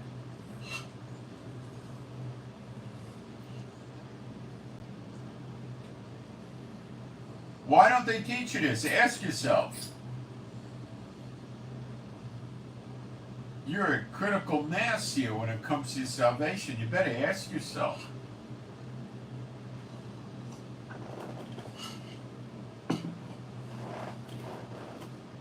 Ask Jehovah. Ask Yeshua. Ask Jehovah and Yeshua if you should listen to me. If I'm crazy, or you should listen to me. Those are my two references. Father God Jehovah up in heaven, and Yeshua HaMashiach, his firstborn son, the Messiah. Those are my references. Check them out. You should be asking these questions. Now, how many nations did he scatter Israel into? Well, every European nation, period. Much of the Middle East, parts of North Africa, and even South Africa. Everything in North America, everything in South America, everything in the Caribbean, and a lot of Asia. I come up with 100, 125 countries that are going to be made a full end of. That's destroyed. Now, are all the people going to be destroyed? No. they're going to go into captivity, like Israel went into captivity so many times. They got thrown out of Russia, thrown out of England, thrown out of Spain, thrown out of Portugal, thrown out of Germany. I mean, I can keep going,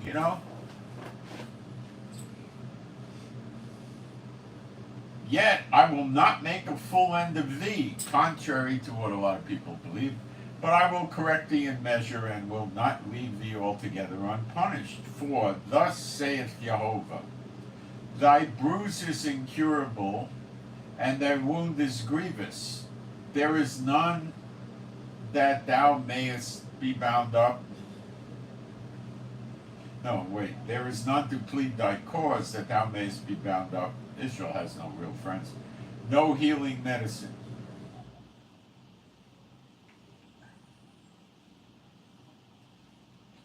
All thy lovers have forgotten thee. They seek thee not. For I have wounded thee with the wound of an enemy, with the chastisement of a cruel one. For the multitude of thine iniquity, because thy sins were increased. Why criest thou for thine affliction? Thy sorrow is incurable for the multitude of thine iniquity, because thy sins were increased. I have done these things unto thee. Therefore, all they that devour thee shall be devoured. Now, the word for devoured is, well, let's leave it with devoured. And all thine adversaries, every one of them, shall go into captivity. Well, we covered that with Elam, with Iran, Iraq, and Syria. They go into captivity, or they get wiped out. And they that spoil thee shall be a spoil, and all that prey upon thee will I give for a prey. Doesn't say he gives them to Israel for a prey. That's why Iran, Iraq, and Syria are destroyed by her enemies that want to kill her. Israel may join the enemy, not. For it won't matter. For I will restore health unto thee, and I will heal thee of thy wounds, saith Jehovah, because they called thee an outcast, saying, This is Zion, whom no man seeketh. Thus saith Jehovah, Behold, I will bring again the captivity of Yaakov's tents, and have mercy on his dwelling places. And the city shall be builded upon her own heap, and the palace shall remain after the manner thereof. Probably the temple. And out of them shall proceed thanksgiving, and the voice of them that make merry. And I will multiply them, and they shall not be few, and I will also glorify them. The word for glorify is kabod. Glory, yeah.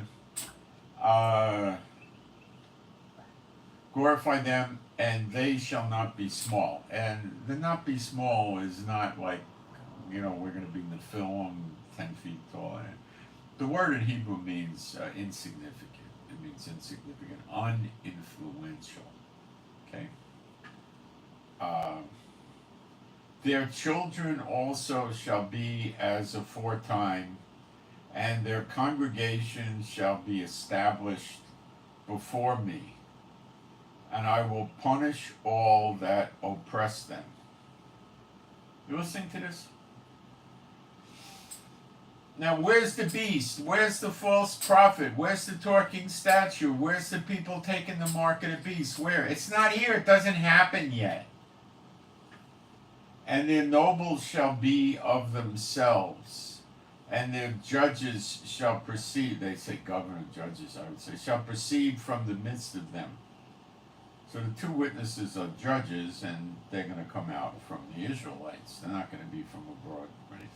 And I will cause him to draw near, and he shall approach unto me. For who is this that engaged his heart to approach unto me, saith Jehovah? That would be either the two witnesses or Jehovah or Yeshua.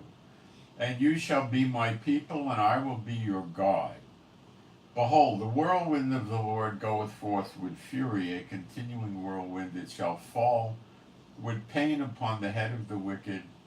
The fierce anger of Jehovah shall not return until he have done it, and until he have performed the intents of his heart. In the latter days you shall consider it. We're in the latter days. So let me let you see where Jacob's trouble is now. It's Zechariah 12. Here we go. Behold, I will make Jerusalem. Whoops, wrong verse. Go to verse 1. The burden of the word of the Lord for Israel, saith Jehovah, which stretcheth forth the heavens and layeth the foundation of the earth and formeth the spirit of man within him. Behold, I will make Jerusalem. Now, who does this? Jehovah does this. A cup of trembling unto all the people round about. So they're going to be shaking out of fear. That's what it says. The people round about, when they be in the siege, both against Judah and against Jerusalem. Judah and Jerusalem is the land we have now. The UN changed its name to Israel. God doesn't call us Israel till all the tribes are back. The 10 tribes of Israel, the northern kingdom, whatever you want to refer to, Ephraim, whatever. When all the 12 tribes are here, then it's going to be called Israel, as I understand it. Okay? The siege, when you study the word, which I've done several times, is not an invasion. An invasion's you go in. We invaded Gaza. Okay? A siege is you're surrounding the country and you're attacking it. Like you're using bows and arrows and shooting arrows over the wall. You're taking catapults or missile type things and you're throwing fireballs and big rocks on it. That kind of thing.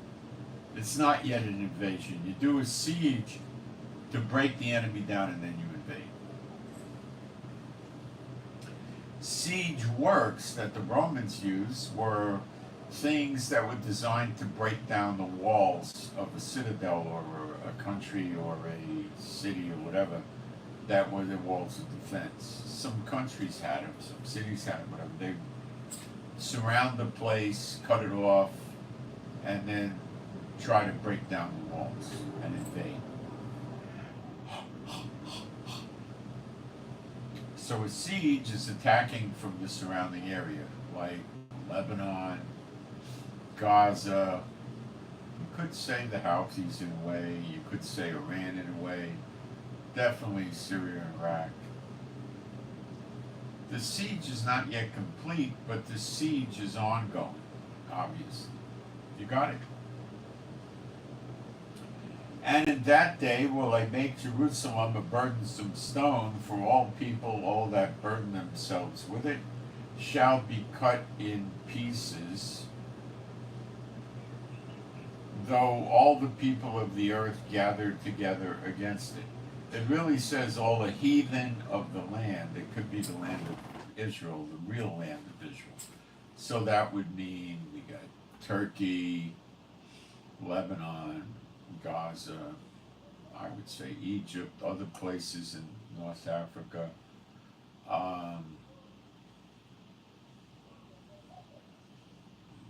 Which would include Eritrea, Somalia, Sudan, South Sudan, parts of Kenya, Uganda. I think that's it. Maybe I skipped something. Ethiopia.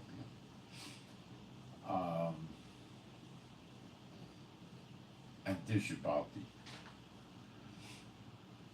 And then we would also have Saudi Arabia, Yemen, which is Edom, which is destroyed, and Jordan, Oman, Abu Dhabi or UAE, Bahrain, Qatar, Kuwait. I think that's it.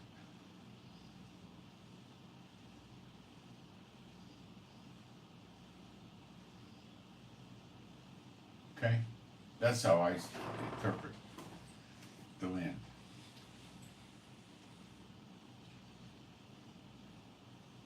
So we don't get Libya and places like that. We don't get Algeria. I don't think they're going to be in this attack. In that day, saith Jehovah, I will smite every horse with astonishment. Now, he's talking in terms that would be understood a few thousand years ago. His rider with madness, and I will open mine eyes upon the house of Judah. That means he's turned his face towards Judah.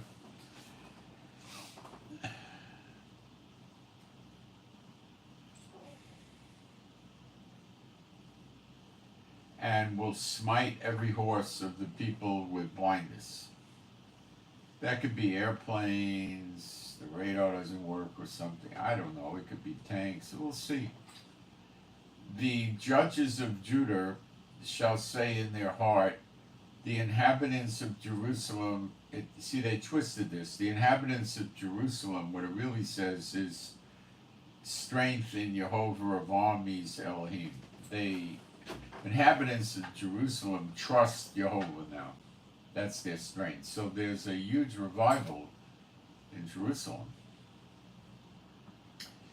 The judges, God says in Isaiah 1, he's going to run Israel again with the judges as at the first and the counselors. As at the first was Moses and Aaron, 2 judges. They were also prophets. The 2 witnesses are prophets, and the only candidates to be the judges, because judges are normally prophets.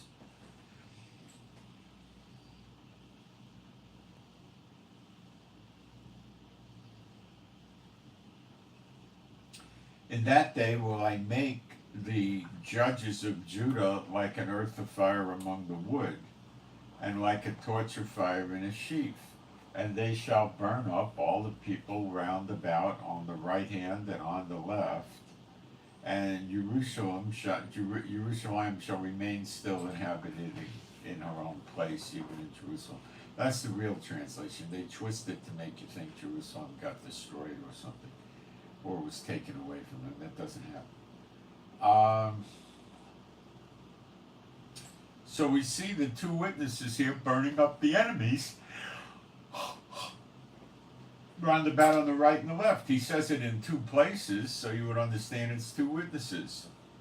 In that day will I make the judges of Judah like an earth of fire among the wood, and like a torch of fire in a sheaf, and they shall burn up all the people round about on the right hand and on the left.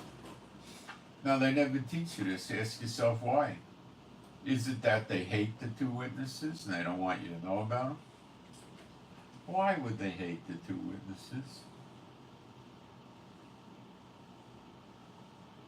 Jehovah also shall save the tents of Judah first, that the glory of the house of David and the glory of the inhabitants of Jerusalem do not magnify themselves against Judah.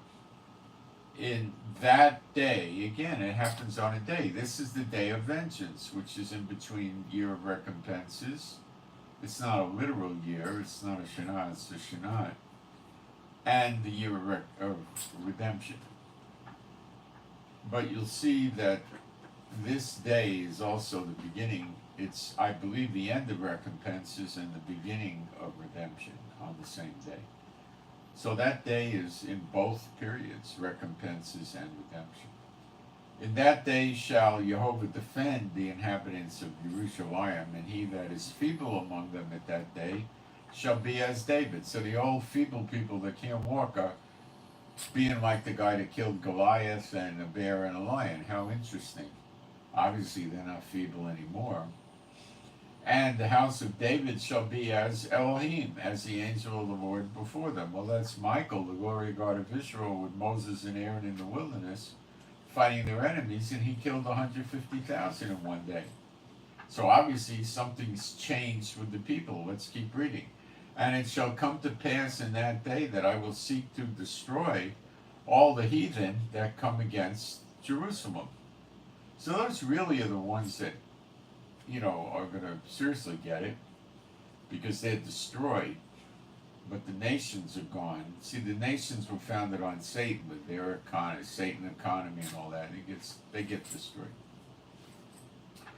And I will pour upon the house of David and upon the inhabitants of Jerusalem the spirit of grace and of supplication. So God just poured his spirit out on them. Now they're saved. Right? And what next? What next? And they shall look upon me, that means Yeshua, whom they have pierced. And they shall mourn for him as one mourneth for his only, and shall be in bitterness for him as one that is in bitterness for his firstborn. So after he's killed, they're mourning for him. So this didn't happen 2,000 years ago, roughly. This is yet to occur. And they're going to look upon him. And a great mourning. Now he pours his Spirit out on them first, so they're believers, and they look upon him. And now what happens? Well, you can reject this if you want, and many probably will. But it's in your Bible, so I think you should deal with it. And when you get prideful and you don't want to admit that you got led astray by these churches and taught falsely that contradict the written word of God, then pride cometh before a fall. And this is John 6:40. And this is the will of him that sent me. This is Jehovah's will. That everyone which seeth the Son and believeth on him may have everlasting life, and I'll raise him up at the last day. So they get everlasting life, which is not immortality. It's a long, long life. Like it says, my people's days shall be like that of a tree, a child shall die 100.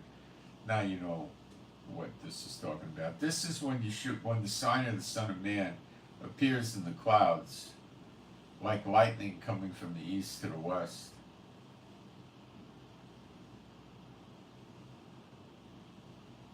Okay? I don't read it as in Gog and Magog, the great day of the Lord, no. It happens before.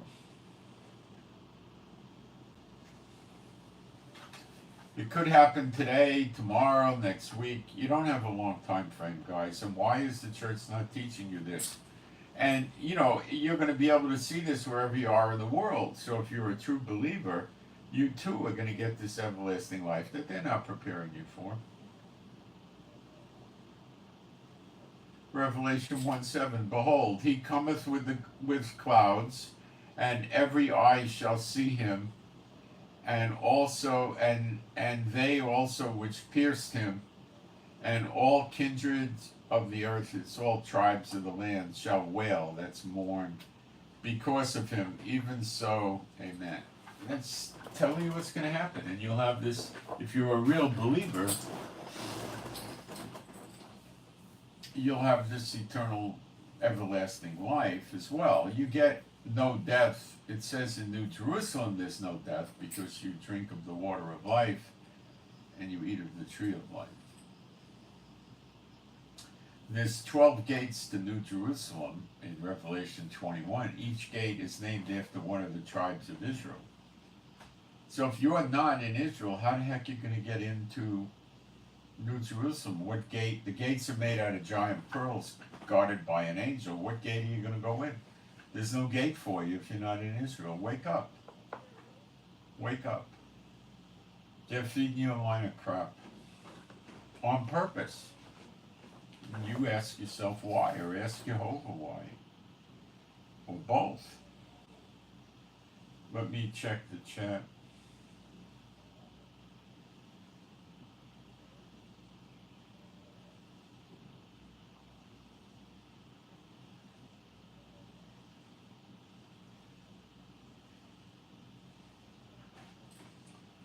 So that's where we're headed. That is Jacob's trouble, great, but he will be saved out of it. Many of the Israelites are going to get wiped out. In Zechariah 13:8 and 9, it tells us that 2/3 will be cut off, but the 1/3 left will be raised up, have the dross burned out of them, so to speak. And in Ezekiel 34, we read of the bad shepherds in Israel getting cut off. It doesn't tell us how they get killed, but they get cut off. And also the fat cattle. So it's the rich Satan bots and the government and the rabbis, all of them, they're goners. Very soon, the Lord will have them cut off. The controversy of Zion includes those that have positions in Israel that are serving the gods of the dead. that don't want Israel to be a real Israel under God. They get it too, because that's recompenses over the controversy over Zion. They don't want a real Zion. They want a phony Israel. Okay, like they got phony churches, and they get cut off too.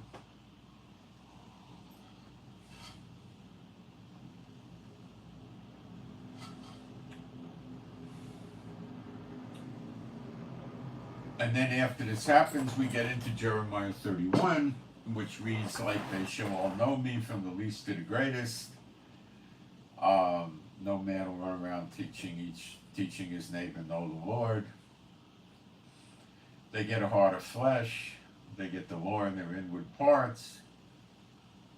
Many good things happen. And they get the land back.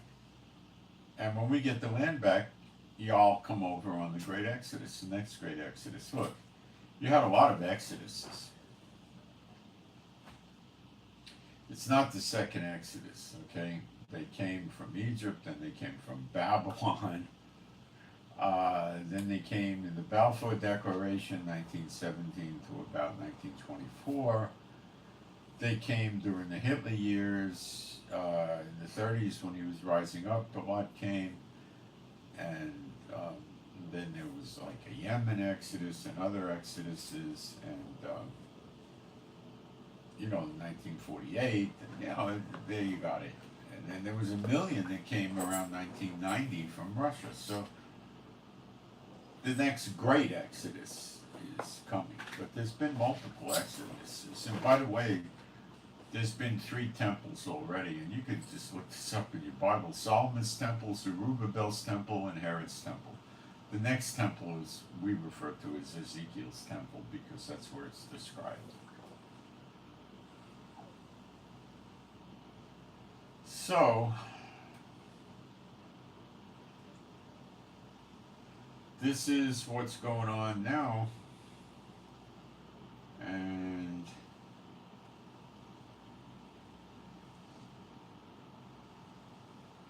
see if I got any further prayer requests. No. Okay, I finally recovered from my idiocy with the peanut, where I ate 2 peanuts to see what would happen. It knocked me for a horrible loop the first day, and then I wasn't quite myself the next day. But today I'm myself again altogether. I was mostly myself yesterday, but not quite. Now I'm back. I did it to myself. I am not eating any more peanuts, never. As I got old, I guess I developed an allergy to peanuts. I didn't know, and it manifested in terrible stomach cramps. And I was thinking I had trouble digesting the peanuts, so I was eating fried peanuts, but then I realized it was a symptom of an allergy to peanuts. So no more of that. And I should be pretty good. Then one of my red light devices that I liked using for a long time died.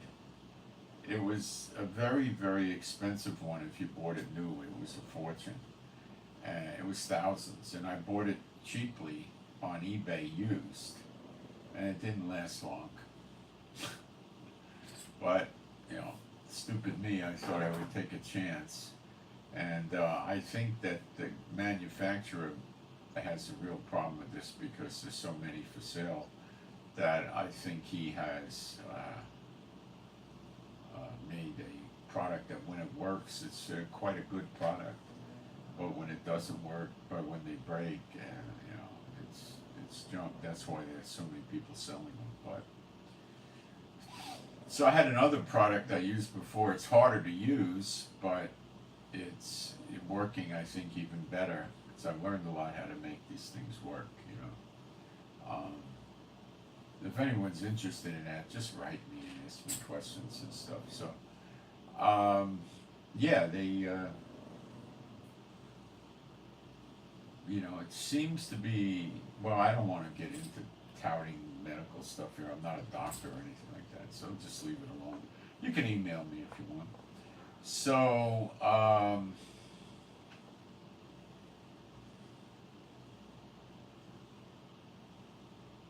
what else?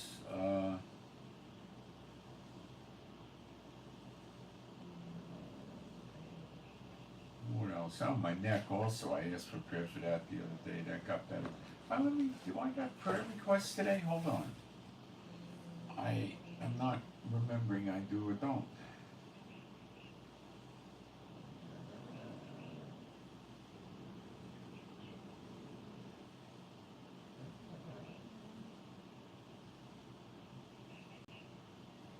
Yeah, somebody sent me an interesting comment, which I like, regarding it says in Ezekiel 37, the last three verses, we'll have the tabernacle again, and also we have the temple. And this person sent in a message to me and says that, it'll be like it was at the first, you'll have the tabernacle first and then the temple. And yeah, that could be it. What's been done once will be done again.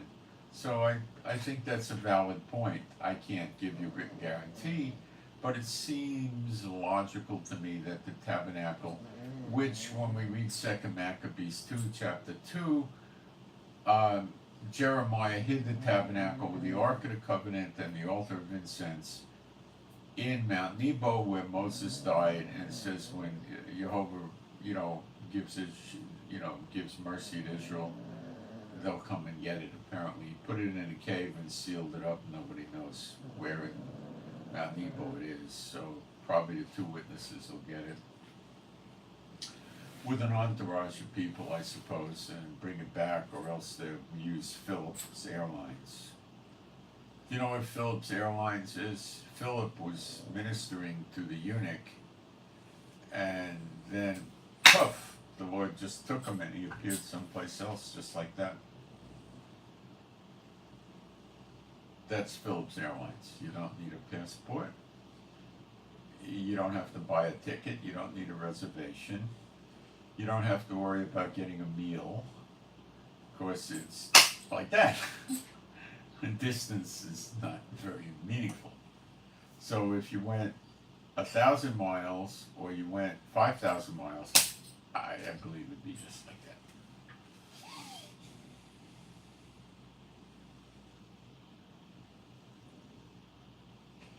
I think we're going to get a big piece of Egypt in Africa too. Do we get it in this go round, or would we get it in the Gog and Magog? I'm not certain. I got to explore that. I'll try to get to it. Somebody wants me to cover the 144,000 again, and I have not forgotten. But I got to do it when I feel comfortable in the spirit that the Lord wants me to put it in. Okay? It's not good to go against what the Lord wants you to cover. So today what I was trying to accomplish is Jacob's trouble is Zechariah 12, and he'll be saved out of it. And how he gets saved out of it, he gets salvation out of it. See? Saved is, you're in the woods and two grizzly bears are surrounding you because they got cubs, the man and the wife, grizzly bear, and they're coming at you, and a ranger shows up and shoots the bears, and you say, thank you, you saved me. But the ranger doesn't yesha you, salvation you. You see, it's not the same meaning.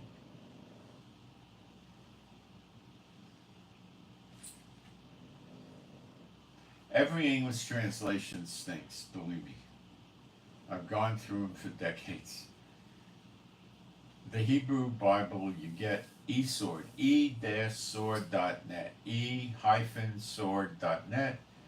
Get the King James, and then it's free, all of this stuff. Download the modules, get the King James, get the King James Plus, which has the Strong's numbers, and then you download Strong's Concordance or Lexicon and Brown Driver and Briggs and Sayers and a few others, but the best is Strong's. And it shows you the meaning of the words.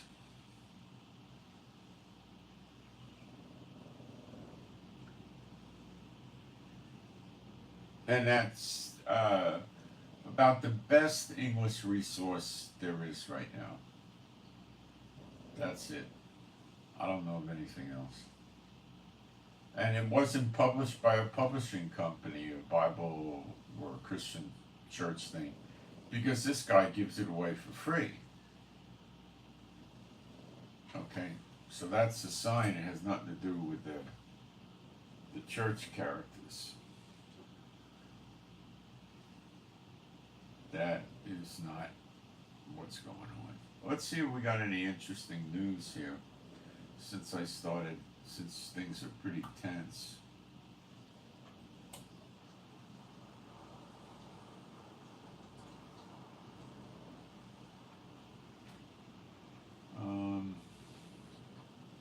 We don't know a lot about what happened last night, but we hit at least 10 targets in Lebanon.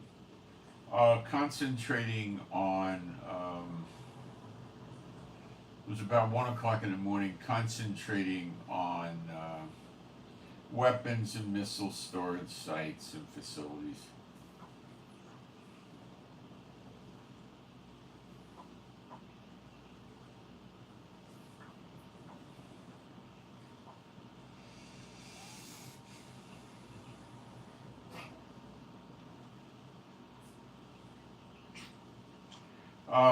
I think it could be as much as 12 areas that got hit. They're talking about more than 10 were hit. See, the lights don't go back on probably till the 24th. Today's the 22nd. And I don't think it's going to matter when the power comes back on either. But,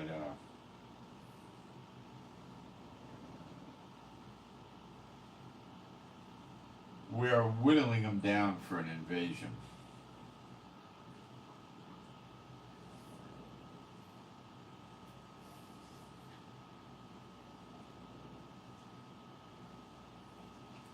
Remember, these nations could attack Iran without Iran having to go through with a big missile attack against Israel. Don't think that has to happen. They are got a lot of ground to attack Iran. One of the excuses they're going to use is Iran's getting too close to nuclear weapons, which has nothing to do with Israel.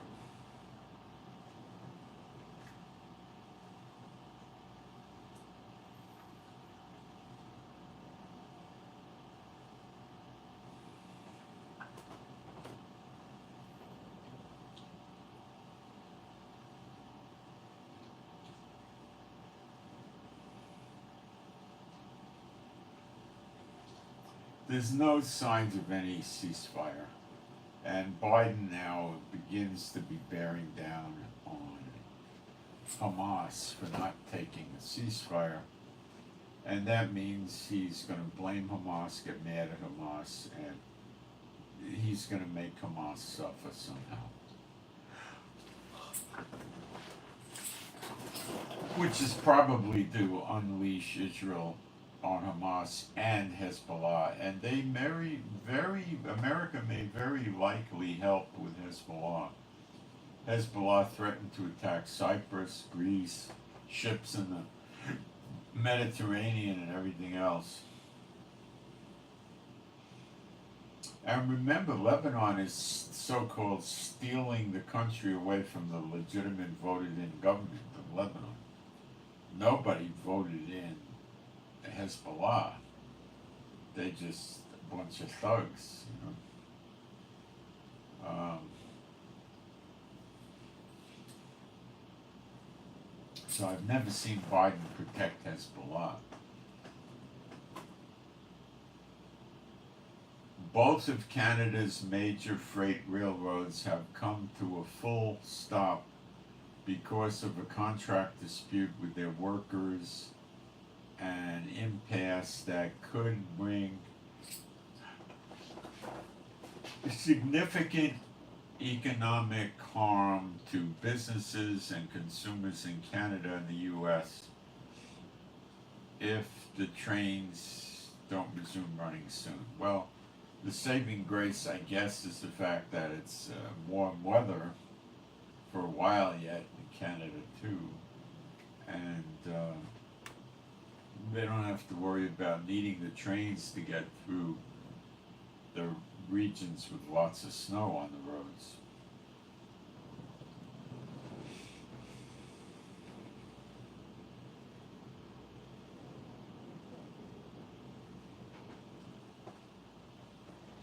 I really don't know much about the railroad strike at all in Canada, but apparently a lot of goods do move by rail. in the U.S. and Canada. So it's interesting that strike could cause a lot of chaos. Then they would be resorting to moving everything by truck great distances, which probably would be more costly, and that could be it. And again, most strikes with truckers and people moving shipments usually tends to settle down. But it may not. But it might. Okay.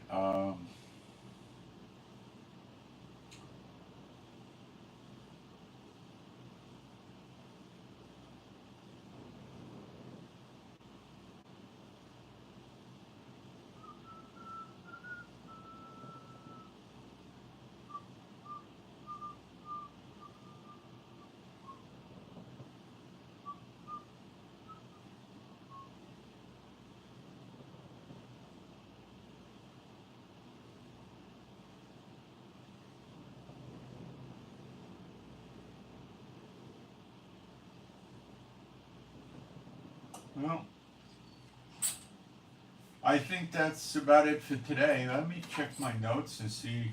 Sometimes I forget something. Let me make sure I got everything.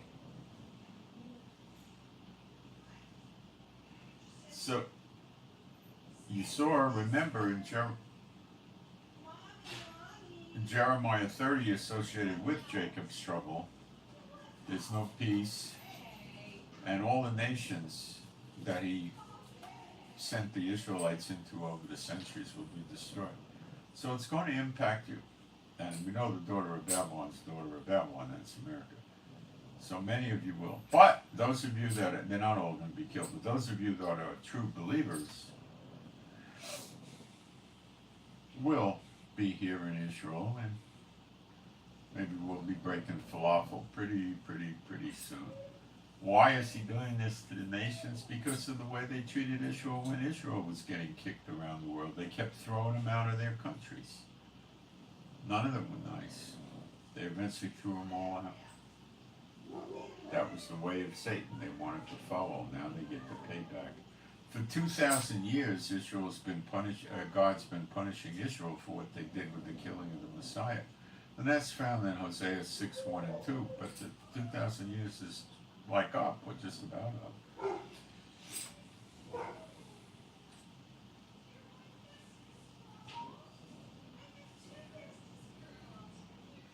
Remember the sleeper agents, guys. Don't disregard that.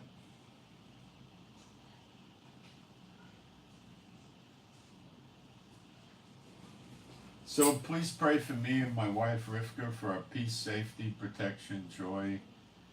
Pray for healing for us. We're all busted up. Pray for peace and safety, and we don't have to go into bomb shelters. That big attack the other day that I told you I heard just before the broadcast was what it was.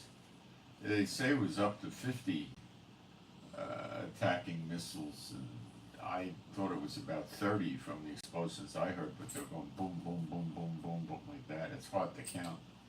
You know, like trying to count bullets in a gunfight that went off, you really can't. I mean, you could, but most people would get it wrong. Pray for our finances, and I do give thanks to those that are sending in offerings and want to support the work so other people can learn. Do feel free to check with Father God Jehovah and Yeshua HaMashiach about me. Those are my only references. And pray for better videos. Pray for the peace of Jerusalem. And I send my shalom to all those who love Yeshua HaMashiach. Remember in the scriptures, Yeshua told the 70 when he sent them out, I think it could be in Luke 10, I'm not sure. When you get to a house, send your shalom, your peace to the house, and if the Son of Man is there, it'll rest there, which means if somebody in the house is, in Yeshua and Yeshua's in them, your shalom will rest there. And then he says, if not, it will return unto you. Now, nobody ever teaches that from any of the churches on the internet. And some of you haven't developed your discernment yet to be able to detect that, but you should if you pray for it and work on it, I guess. And the church isn't about to teach it because people are going to come up with, well, I don't know what my shalom is. And, you know, some true believers that are still stuck in the church might try it on the pastor's house, for instance, and their shalom would come back to them, or try it on the church building and their shalom would come back to them. And, you know, that's not a chance the church wants to take. Okay? So that's why you don't get that. All right? But, you know, you lift up your head, your redemption draweth nigh. Why you gotta lift your head up? Because he's gonna come appearing in the clouds first. That's not the return to earth. That starts the second 70 of Daniel 9:24. At the close of Gog and Magog, when you see the new heavens and the new earth, you'll see not the moon, not the sun go dark and the moon turn to blood. That'll be right around the time Yeshua appears in the clouds. But when it's over, 70 years later, the moon goes dark, the sun goes dark, and the stars don't give their light. They fall like figs from the tree. That's the close. And remember in Revelation 2, verse 12, you read that Satan's seat and where he dwells is in Pergamos, which is in Cyprus, not in Israel, in Cyprus, Pergamos. Some of the modern translations incorrectly say Pergamum, which is in Turkey. There never was a Pergamum or a Pergamos in Israel, and never will be. So in Revelation chapter 2, verse 12 and 13, Yeshua was saying Satan dwells in Pergamos. So obviously by the time Revelation 2 was written, Satan and his motley crew were thrown out of heaven. How else could it be? It has to be that way. So don't let them fool you about Satan running around in heaven anymore. Okay? Don't let them fool you. Okay, so I send my shalom to all those who love Yeshua HaMashiach, and I'm just shy of 3 hours. That's too long. So if you want to get updated when the eggs hit the fan, subscribe, and please hit the like button. It's not much effort, is it? And thank you for the few of you that send offerings in, and I'm out.